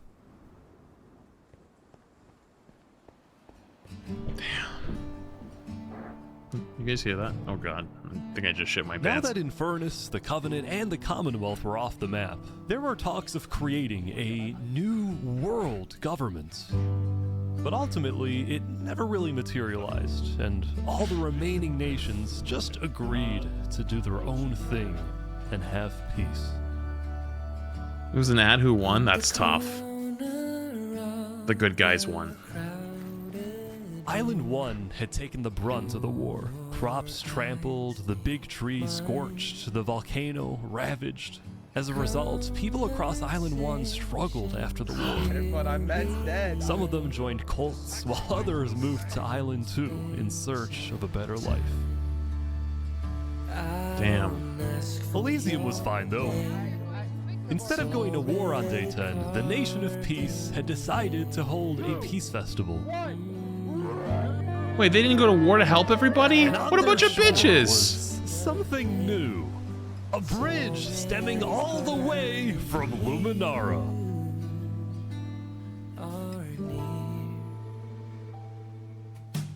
Wait, they let everyone else fight and die on their behalf. Bitches! And so everybody lived on in peace, including Saps, who at long last had returned to Island 2. Those brings back memories. Still, the world wasn't totally conflict-free. The Cask Coalition Bakery was yet to be exposed for causing the death of Wood Daddy. And Knight Arcturus was still in hiding, yet to be found by Westhelm. Wait, they all forgot about him. He's vibing. It's a big world, so it's not a surprise that many stories like these... Wait, Barbie Land was still going. But I think there's some beauty in that.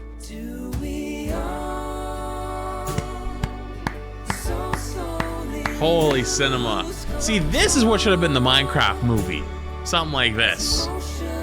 This would have been a fire Minecraft movie. Yeah, we still have some work to do. We will catch that traitor. But tonight you can rest. You've made your emperor very proud. Absolute cinema. No, we're not gonna watch that tonight, chat. I gotta go get dinner and stuff. If you find Thomas 5200 guilty of aiding Fluxion with his reign of terror, jump now. Thomas, may you find mercy in the end, senor.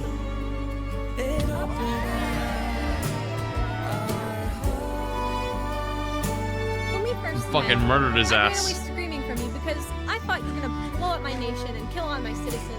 But after we talked a little bit for like 5 minutes, I realized you could blow up my nation and kill all my citizens. But that doesn't mean you will. Barbie, do you take Oppenheimer to be your one and only candidate? I do. Oppenheimer, same thing. I do. Now, at this time, Barbie and Oppenheimer have requested that instead of rings, they will both exchange something slightly different. If you would please turn your attention to the nuclear bomb that's behind us. 3, 2. No way! Wait, it's gonna come back down, isn't it? Oh no. Oh no, they're gonna nuke themselves. That's how it ends. Surely.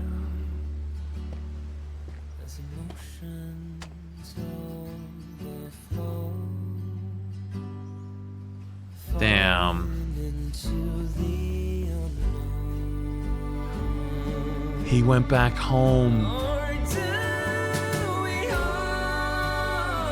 I thought the nuke was gonna come back down.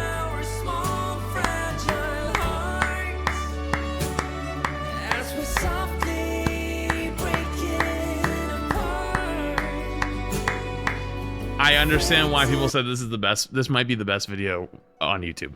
That was actually cinema. That might be the best YouTube video I've ever watched in my entire life. No joke. I'm so glad I'm not a Minecraft streamer or a Minecraft creator. There is not a world that I could ever compete with that. Jesus Christ. That was cinema. That was absolute cinema.